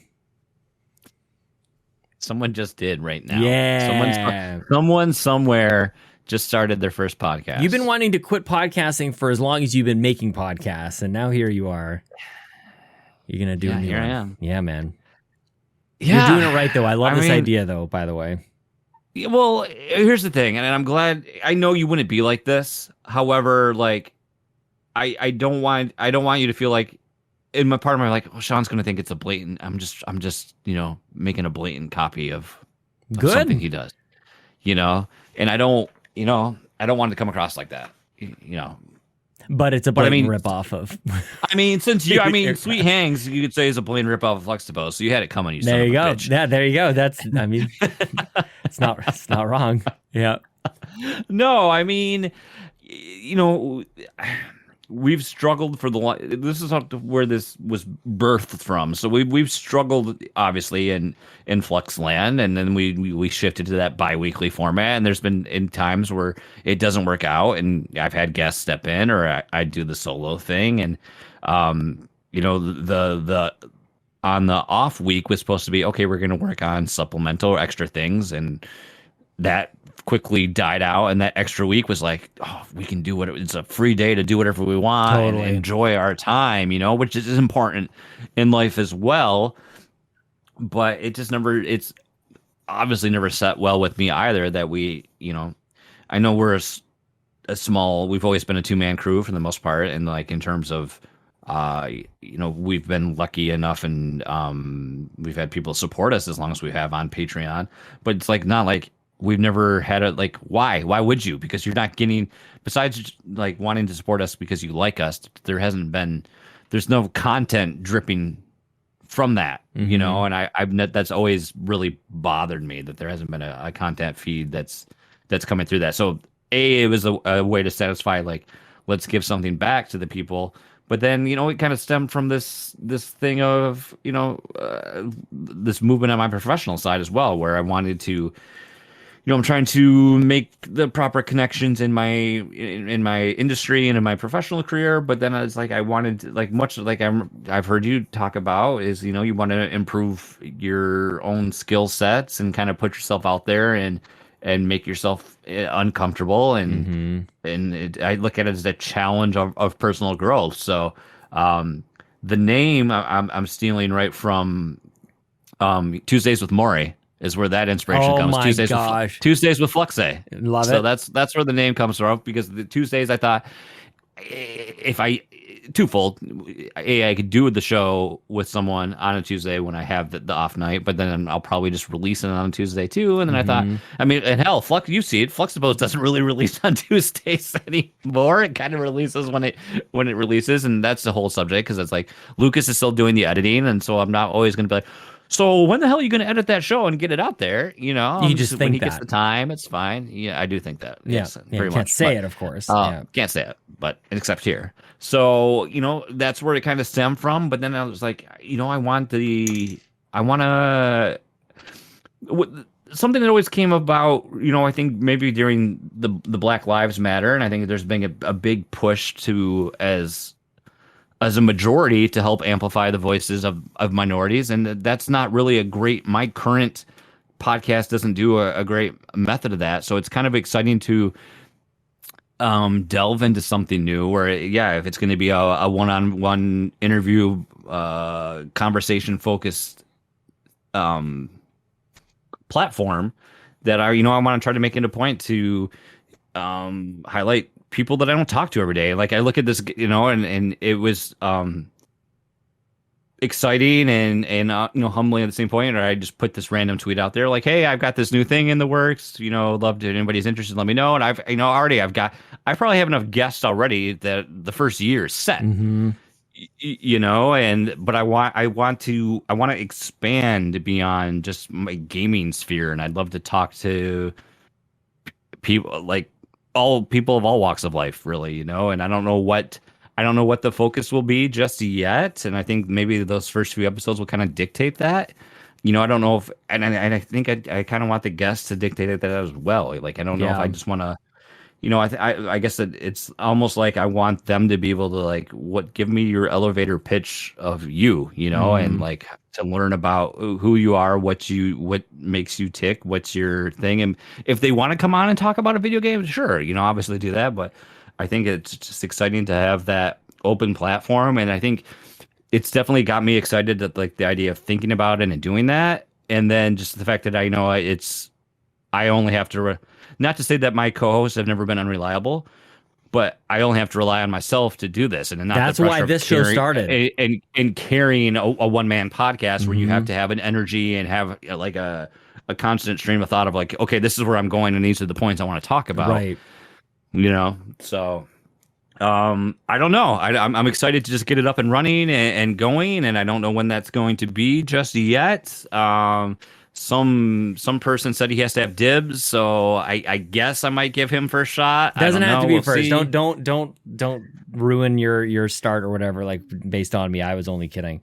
But I love seeing you excited about content. I don't think that I've seen you quite like letting that, like, maybe Battle the Beers maybe was the last time where you were kind of had this, like, the sparkle in your eye, like, but what if we could do this and it could be this? Like, I don't know, that's infectious, that kind of energy, I think. And I couldn't help but notice that as soon as you started talking about bringing on people from various backgrounds and stuff, that the word that you used was you want to delve in. And so obviously Delvin Cox has to be part of the mix here, I think. But, like, this is something that, it's a format that, even if it's I guess in some way similar to this, it's going to be different because it's you at the helm. Just like this show is different because God knows which Sean is going to show up, whenever I do this show. So there's multiple personalities just in that sense, I think. Yeah, I mean, I've got like some writer and a researcher from the UK that was interested. Somebody that what did he respond back to? He said he was like, I don't remember what he researched, and this other person that focused on. So, just trying to get wide range, and I guess my lofty goal is if I get enough varied people, and I don't really care if it gets any traction, but what if it does? Like, I want Tim Schafer on the podcast. I love it. It's always been my goal. That's so cool. I've always wanted to talk with Tim Schafer. Yeah. And so, what would you ask him? How do you get your hair to do that swoopy thing that it does? Yeah, one of the most creative, crazy minds on the planet. Is Ron Gilbert really that grumpy? Oh my gosh, that is so. I love that, dude. Like that's because that's possible. That's something just is like part of where that show could go. Yeah, it'd be cool to like bring Mustin back on and some other people that I've talked. I've had a few guests throughout Flexibo's lifespan, but it'd be cool to revisit those and, just kind of there's like more freedom there because like we've had guests on Flexibos, but we're still kind of sticking in the format, and it doesn't always work that great for that. So it's something like this that's a little more organic and a little more focused and more, not that Flexibos isn't free flowing, but this has the opportunity to be free flowing. So. I just think that the whole takeaway I have from my chat with you tonight is just like, sometimes we get really locked in on whatever situation we find ourselves in, whatever rule set, whatever regimen or schedule or whatever it is, it feels like it's permanent and it never is. And even though somebody can look at you and say, this probably will change, there's probably something that's going to be different, you don't believe it. I would love to be able to somehow time travel, take this conversation and go throw it in front of your face 4 years ago and go, look what is about to happen. Because you have a 1-year-old, let's say at the time, and there's all the walls are closing in and there's no time and I can't do anything. There's like, it's all, I can't. And what I'm hearing today is completely the opposite. Like it's a lot of optimism and exploration and creativity. And that is, I don't know, like maybe it's like you've been in it because it's every single day, but like what a difference, man, from previous chats that we've had and things that I've heard you exploring on your show for a number of years. And I think that that's going to continue. I think that that's going to be constant in everyone's life, that things change for better or for worse, but hopefully everything works out and everything's positive. But the fact of thinking that whatever rule set we're living by today, not forever, you know? And I think that can help people get out of tough times for sure.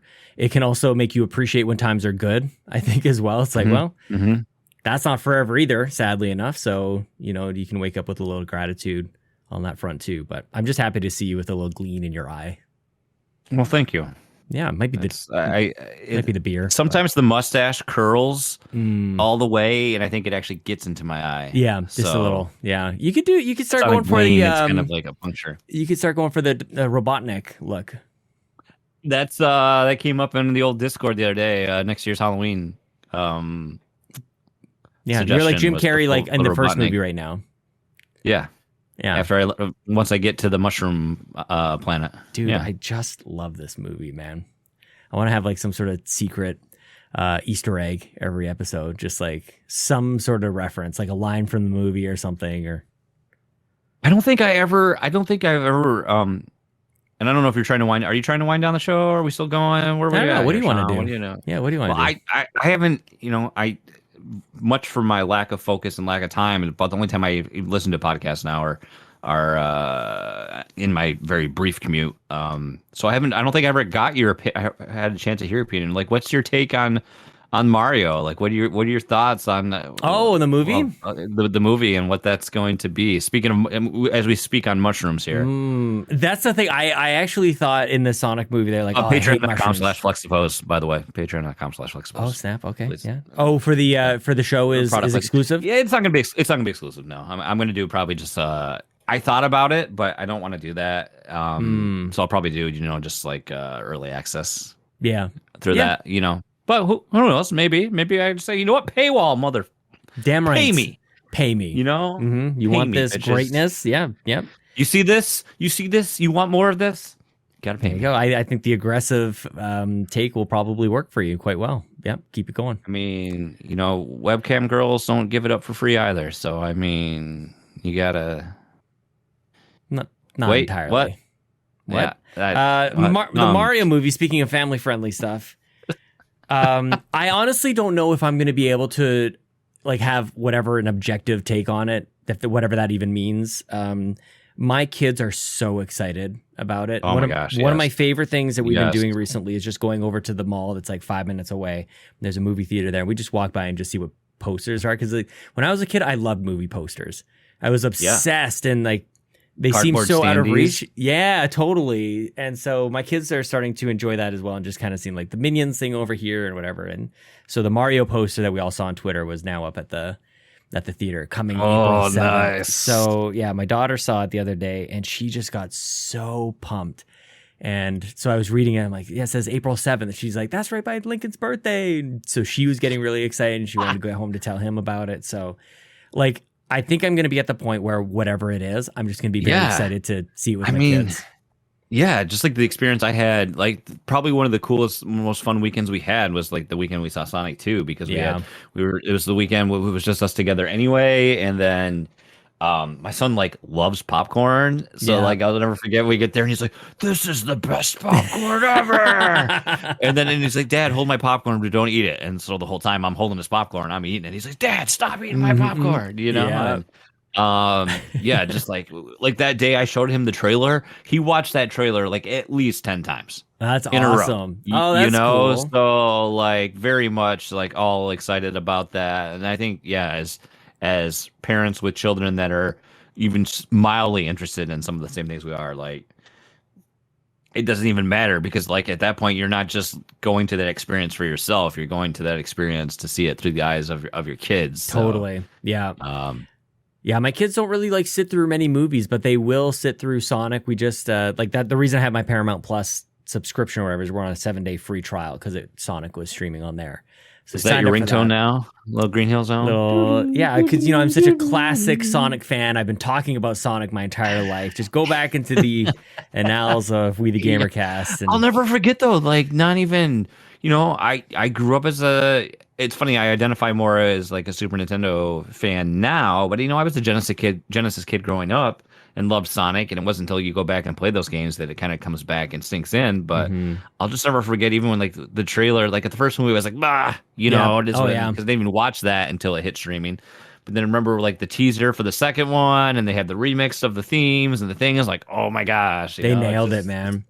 Yeah. I was not interested in the first one, even when they fixed it, even when they threw out Ugly Sonic, and I don't even remember how I watched it for the first time. I don't even remember how that happened.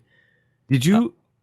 Quick sidebar: have you seen the Rescue Rangers movie that's on Disney Plus? Yeah, with didn't Lonely Island do that one? Yeah, but the ugly they put Ugly Sonic at the Sonic in there. It's so good. Yeah, well, I mean, to be clear for everybody, I was not a longtime Sonic fan at all. Definitely, have no real allegiance to Sonic at all. Maybe Sonic Spinball. I have a weird. I enjoy Sonic Spinball for some reason. If I could make the sound that Sideshow Bob makes when he steps on the rake, that's what I would make right now. I don't know why. I think it's so good. But I will say, I've watched a lot of people play Sonic, and so somehow I have enough Sonic experience so that when those songs show up in the movies, and whether they're the song itself or some sort of like little thing in the background, it's kind of there. I'm like, oh, that's so good. The music in Sonic is excellent, and they're very, they're very heartwarming. So the Mario movie, since you asked, like I think I'm gonna have a great time because I'm gonna see it with my kids. Yeah. But I'm wondering what kind of tone, what are they going, what story are they telling? Because Sonic is actually quite deep, especially like this notion of like loneliness and kind of being adopted, and like especially the second one, like now he's got his crew and everything, like, and what Cyclops wants for his kids and all that kind of stuff. Isn't that Cyclops? James Marsden, isn't he Cyclops? Oh, yeah, movie? Yeah. I'm like, there's nothing there. Okay, yeah. So it actually it as a dad watching a Sonic movie, like there's a lot of dad kind of things, which makes sense because a lot of people who grew up with Sonic are our age, very likely like parents or of that age or something like that, and that can resonate with them. But the Sonic character and all the action, all the whimsy and everything is there for the kids. I think that's fascinating, and similar to even what happened with God of War, where if you knew God of War when it came out back in the day, in the olden days, you were probably an angsty teenager, and then you fast forward 20 years and you don't want that game anymore. You want the story that was told in 2018. I just think that's fascinating to see whenever they do that. So I don't know. I'm curious to see what Mario's going to do. I think it looks great. I can't wait to see it. But oddly enough, Sonic has a high bar for me for it to pass. Yeah. I mean, I would agree with that. I would. Yeah. Yeah, man. So, okay. Do you want people to like get in touch with you more for the show that you're? I mean, absolutely. I mean, yeah. I clearly I wanted to reach out to my patrons and start there, and then I had people, because ultimately, if it's someone I've never connected with, even better, and I know there's a lot of people even in our content circles that I know of, but we've never really talked and I'm just trying to really diversify that and expand on that. And I think I've got like probably 25, 26 people.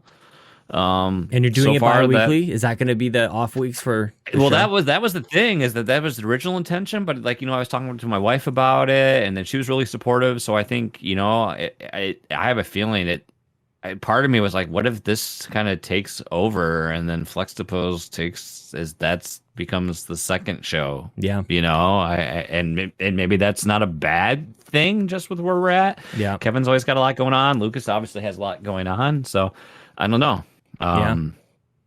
Obviously wouldn't ever want that to go away, but I also don't want to get too wrapped up in something as well that pulls me from other things. So we'll just see where the journey. Right now, I'm just open and to see where things lie. Where it takes me. So well, it's funny. I was posting on our Patreon today, our Yumi Capri podcast, and when you select a tag on Patreon, you can kind of see all the other ones that are there. Yeah. It tells you the quantity and everything. I know this in my mind, but for some reason it hit me differently when I saw it. But like Cup of Joe and Nintendo are podcasts that are on this feed. Like you can go back into the car. I was just thinking of a Cup of Joe and Nintendo the other day. Oh man, like it's too bad that the vast majority of that show was dominated by Bobby, just completely obsessed with Animal Crossing, because and me just being, no, I'm not gonna get this game. Not buying this piece of crap. Oh, dude, that was a lot of Cup of Joe, which is unfortunate. But that was such a lot of what the Nintendo Drive is now, I think, reflects what Cup of Joe and Nintendo is. It's just supposed to be like this non-podcast kind of thing. But I came to realize that like that is if you're on our Patreon, like you can go back and listen. I mean, they're on free feeds as well, but it's all there. Like if you scroll back far enough, if we ran Nintendo is there as well. Like there's a bunch of different tags there. It's all here. So there's something about, you create a bit of a legacy over time. Yeah. And I think, Sean, I'm just excited too. Like it's just it has the opportunity to have more wide stream appeal. Not that I've always looked to hit this huge audience, but I understand that what I do now is very kind of segmented and very niche, I would say, and I've always embraced that. And I Flextapose is a little weird, a little different, and so it takes always know that if you listen to one episode of that show, you're gonna be like, oh, I really love this and I want more of it. I think you have to like make the conscious investment to like, okay, let me see what these guys are about, and then you get to know us a little more, and I think at that point, you're like, oh, okay, then it resonates with you, and then you kind of stick around to see what's next. And I think this has something to, just to expand beyond where my focal points have been and online up to this point with my gaming circles, my podcast circles, and something like that, where I can have interactions with people beyond that. And I guess really I'm just looking to, I think, learn, be open to others and just learn from other people at this point. I think it comes a lot from, I've been a big proponent of self-development and always trying to have that mentality of always trying to be a student and always trying to self-improvement over time. And I think this is kind of like that next step. And, I had over the last year, I had, last year it was around this time or earlier in the year, I had a difficult, wanted to see myself improve and made a very conscious effort. Like, okay, I want to not shy away from the difficult conversations and be able to put myself in difficult situations, and had to, terminate someone. And I don't think you can get, have something more difficult and more uncomfortable than that act. Yeah. And then conversely, recently this year, I got the opportunity to like interview a candidate for position, and it was like, it's not something that I do a lot in my role at work, and I just really enjoyed that. And it's like, okay, how do I improve on this? And how do I, so just like a big thing, and just like where do I feel like I could polish up my own life, and what aspects do I want to improve upon, and what do I want to engage upon? And like much like you always say, when you have Chelsea like supporting you and buying out that, it was great to have that from my spouse as well. And like she listens to a few podcasts as well, and I'm like I have full intention to have her on the show, which she's done in the past.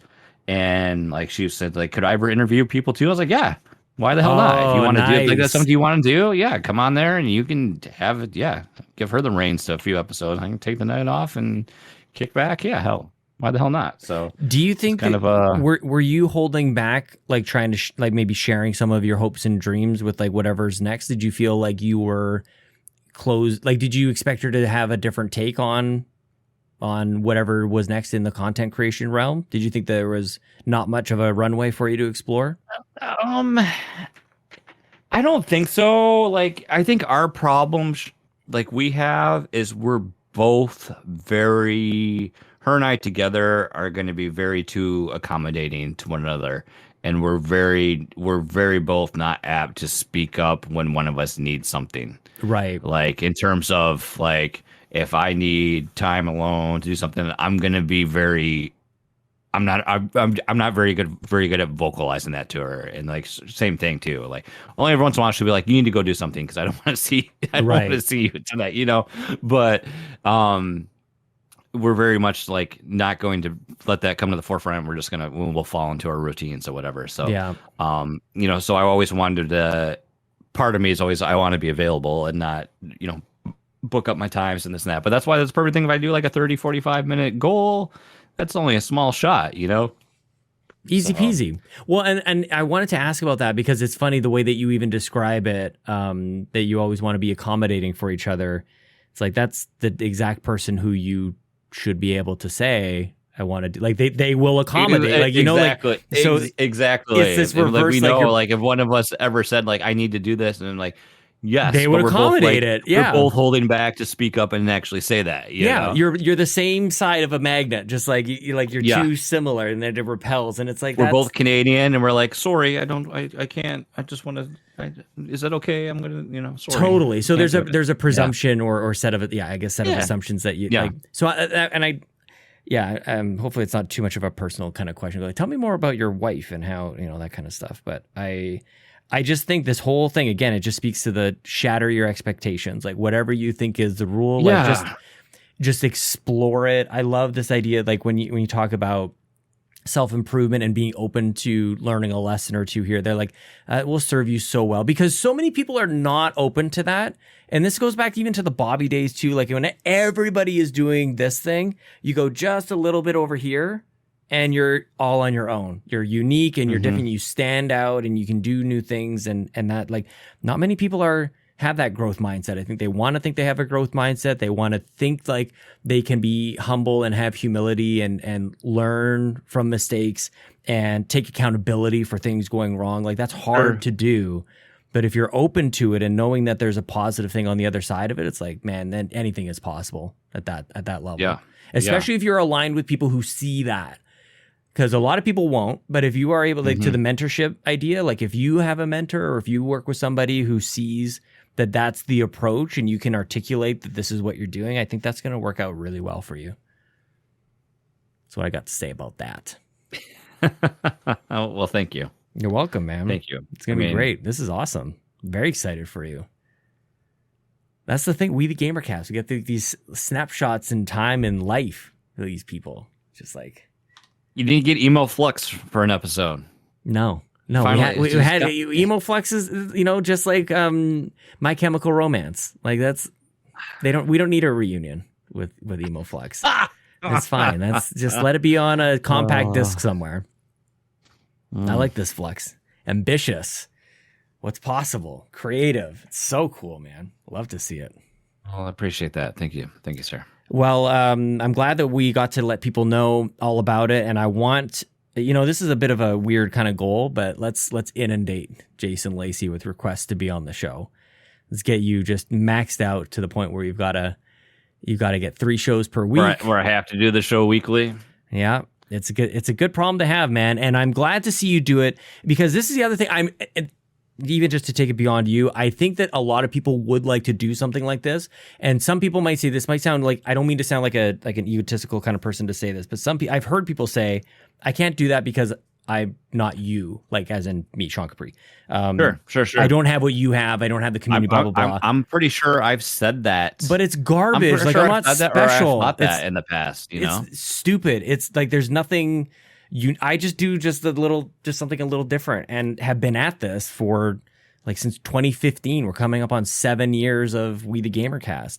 Like, it just, to your point earlier, sometimes it just takes time and the courage to start it. That's the only thing that makes me different, is that I started it out there, right? I mean, that's it. Anybody can do this, man. I'm telling you, and it's very gratifying. And we've talked about this all the time. Like, we wouldn't be friends if it wasn't for this. Like, wouldn't have met Bobby. I wouldn't have, so many things, I think, is maybe an extreme example, but like Extra Life doesn't happen without this show and all sorts of stuff. So yeah, I wouldn't have that Jenga set sitting behind the applesauce. So good. I don't know if this is going to be any good. I don't know if I'm supposed to keep this in a refrigerator or anything. Like, I don't know, man. What is, it's good until April 28th, 2023. But I don't think I've got to do anything with it. Do we have, what's our next, will there be Gaming for Guru before that? Because that should be a fundraising incentive. Sean has to down the go-go. I don't know about that, man. I think I've given enough to the internet with my damn profile. Dude, I actually have a reminder on my phone. I think it's like May 5th. You love the Jar Jar. You come to embrace it. I don't know, man. No, I haven't. I really, like, I've actually, it's just reality sinks in every time I tweet. I'm like, some people are seeing my name next to that picture for the first time. And it's like, oh, look at this idiot. Do you know, speaking of that, because have you seen the chicken, the Hatch Tales account that's somebody in the community has made? Is Hatch Tales released yet? Yeah, I have seen it. Yes, Justin Masson and I think we were chatting about who might be behind that last week. Because I would love to see. Let's have someone do that and like start. Is it time? Yeah. Has Sean changed his Jar Jar picture yet? Yeah. There's there's some sort of parody account of me out there. Capri Pants, I think it's called, and it's me. Yeah, there was 3D glasses. That's right. Yeah. There was that ran rampant through our circles for a little bit there. There was a few of the parody accounts that sprung up. Yeah, what was the Daddy Bobby? What was that? Dream Daddy. Dream Daddy Bobby. Yeah. Or Bobby Dream Daddy or Dream Daddy Bobby. Angry PS4 Angry Dave Moore or something like that too. That was the name. And now there's a Joseph parody account out there. Oh, that's Joseph right. That's right. Yeah. That's so funny. I saw that he forgot about the Dream Daddy Bobby. Bobby was not happy with that, man. He didn't think that was funny at all because he just kind of got creeped out by it, I think. But it turned out it was nothing, of course. But yeah. No, Hatch Tales has not released yet. Jason Lacy. Mr. Jules has, I think, 5 weeks until the end of 2022 before yet another promise. When did that Kickstarter fund? Dude, like the summer after the Switch. It was supposed to be. Oh, jeez. It was 5.5 years ago or something. Oh my God. And there's been how many? I mean, I don't want. I'll somehow get myself in trouble for speaking, I think, very fairly about what that situation I think is. But oh no, not good. People don't feel great about that, I don't think, and it sucks because those people, those were the top supporters, man. Like those are the people who like were right there and wanted to see what was next out of this company. And sure, it's too bad. It's too bad. Yep. Anyway, what's your Twitter handle these days? Hey Flux A. I mean, you might not be able to access it by the time this releases. I don't know. It's not going anywhere. It'll be fine. Everything's fine. Like they can. Hey, Flux A. Hey Flux A. And where can they go to find out more on this brand new podcast that you're going to be launching? I mean, nowhere. Currently, nowhere yet. Got it. Okay, cool. So stay tuned for that. But perfect. Probably anchor.fm/fluxdepose. Okay, so now you have to launch it because you just made fun of Hatch Tales. All right, you can't have that conversation tied to a vaporware podcast. Hey, I may be using my Fediverse contacts to try to commission podcast art. So that's already first step. If I'm going to pay for artwork, right? I mean, then it's like I might as well start making some merch. Get some merch, man. Teespring.com/Tuesdays with Flux, and probably be some days with Flux at some point. Oh no! Just some days. Days that end in Y with Flux. Yes, that's right. Well, it's great to catch up with you, my friend. I can't wait to help promote and share the new show when it gets out there. Because did you record? Were you recording this whole time? God, I didn't even know you started the show. I didn't even. I don't think I did. Man, you're so good at this. Look at how am I going to live up to this? Can you repeat everything that you just said and just? I'll stitch it back together. Let me grab another beer. We'll do it all over. All right, that's fine.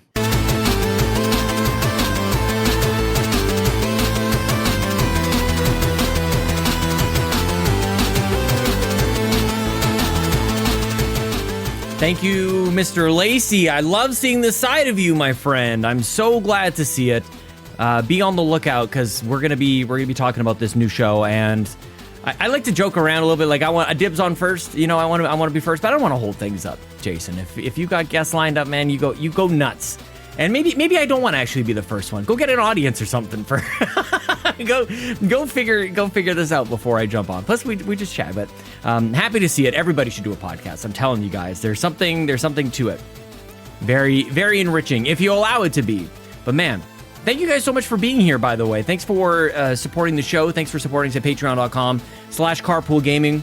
I know it's a hectic time, these holidays, but I want to let you guys know, I think I might have alluded to this in the conversation. Typically this time of year is pretty terrible, at least for me, and it's I'm trying to float on top of it. There's definitely lots to worry about, and it's not like that's not happening. There's lots to be concerned and things to stay on top of, and there's a lot. Like tomorrow's Ellie's birthday party, for goodness sake, so you know, that's a thing. Kids' birthday parties are kind of draining. So Chelsea's really managing most of that, but that's tomorrow.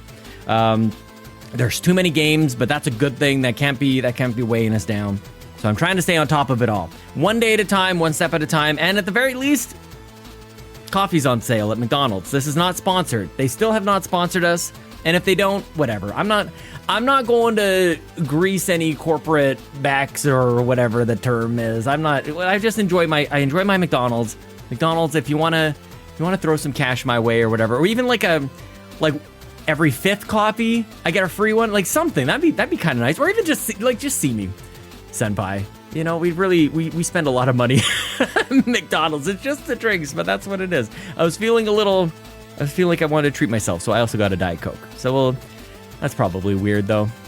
the two of those together. A lot of fake sweeteners happening there with the aspartame and the Diet Coke and the Splenda. What am I even talking about? Please hit subscribe if you haven't already. I should probably say that at the start of the show. Leave a comment. Give us that sweet, sweet engagement juice and power that Al Gore rhythm on the YouTube channel, youtube.com/carpoolgaming. Thanks to Josh Stapleton for providing this clip, because every episode of We the GamerCast ends with a clip of the late, great Bobby Pauls, the Nintendo guru, one of the greatest humans to ever grace the face of the earth. This clip is of Bobby and I talking about Splatoon 3, way before he knew that it was coming. So here you go. Please enjoy. I'll see you guys next week. Bye-bye. So, to be fair, it's the best thing they could do. Absolutely. They never should have shut that down. They never should have shut that down. They should have just kept going with Splatfests. And I think they realize that now. I think they're starting to see that. It makes me wonder, though, how far off are we from a Splatoon 3? Because I think you gotta... I think the reason why companies like Call of Duty and stuff put out new games, like, they could do something where they just go, hey, we're just going to support this with new content for longevity. But I think what happens is when you put that new shiny there, it reinvigorates the community. Gets them back in, gets them back playing again. They're all hyped up. I think that Splatoon, as well as Mario Kart, need to just hit with something new just to reinvigorate the audience. Get them back in, get them hyped up, get them moving forward again. My thought on that is, like, you know, you see games that do that like in an ongoing way with like big expansion packs. They in some cases they change kind of even the way that you play the game. No Man's Sky is actually a really good example of this, where they revamp like everything. Like there's even things about like the UI, like quality of life stuff is changing. And it seems like typically those types of changes are saved for like sequels, right? When you talk about DLC, you talk about like expansions, it's generally content. But like for me, when I look at like Splatoon, I feel like it needs more than just more content. I feel like what I want from Splatoon, the thing that's going to bring me back into it is more than just another map or another gun or another character or something like that. Like I need them to kind of shake things up a little bit more than that, if you know what I mean. Yeah, you need a new mode. You need a new mode. Yeah, and like a lot of the different, like, can it happen within an expansion that you can have like private Splatfest, or like the way that you you play with friends on Splatfest, or in competitive mode, or just with your friends? Like there has to be. It's still it's too restrictive. I find that like whenever we want to play together, there's always something in the way for us to play Splatoon together. You know what I mean? I don't know. I just want them to shake that up a little bit more. I think they've made some changes, but I think you've been out so long that you're not realizing they're there. They have created private Splatfests that you can do with your friends, and they have private matches that you can do, and you can set up and do what you want to do if you want to do that. I think the one thing that there's a couple things I think they need to change. I would say, one, raids. You should have boss mode, like boss raids, where you get like a team of 4 to go in and attack some boss. Because the bosses in the single player campaign are unbelievably well done. So do something like that. Also, voting on maps, very similar to Mario Kart. You know, like just put 3 maps up, let people pick the 3 they want, and then if they don't like them 3, hit random. And it is what it is. Also give 2 loadouts. Like in order to do that, custom loadouts. Definitely. You have to have 2 custom loadouts. You have to have one where if you want to be a sniper in long range or whatever, and the map is long range and it allows you to play that mode. Other games allow you to like 4 or 5 or 6. Okay, I just didn't know that. Sure. That's fine. I didn't know that. So I would say yes, have custom loadouts. So if you look at the map, you go, okay, this is my Kelp Dome loadout. This is what I'm going to use for this particular map. Okay, this was what I'm going to use for this particular map, and then boom, go. That would be great. You know what I mean? I wouldn't mind seeing either. Even the number of people though, like it's always 4-on-4, right? Yeah. Why not 3-on-3? Why not 5-on-5? Like, well, that should be. I don't know about 5. I think this is what should happen. And I know this would stink to somebody. Somebody would be upset about this. But I think the minute that someone disconnects, there should be something in place that auto disconnects one of the other team, or locks a member into the bubble. Meaning, if I'm playing against your team and your team, you lose somebody. Now it's 3 versus 4. Because there is no way a team of 3 is beating a team of 4. It's never happening in that game. Turf Wars is never happening, right? So what should happen is the one the extra person should always stay in the spawn. And then the minute someone dies and gets spawned back, the next person should be released. And let's hold them back in. So this way, I see what you're saying. So it makes the maps even. More even, so every match is even. Not, It's funny, like, how that rolls out in Splatoon differently than in other games. Like, in other, like, competitive, like, in shooters, like, there are times when it's, like, 6-on-4, and sometimes that team of 4 can actually, like, make a win out of it in, like, team deathmatch and things like that. But you're, like, it's just not, I've only seen, enough, like, paint output. I've only seen one time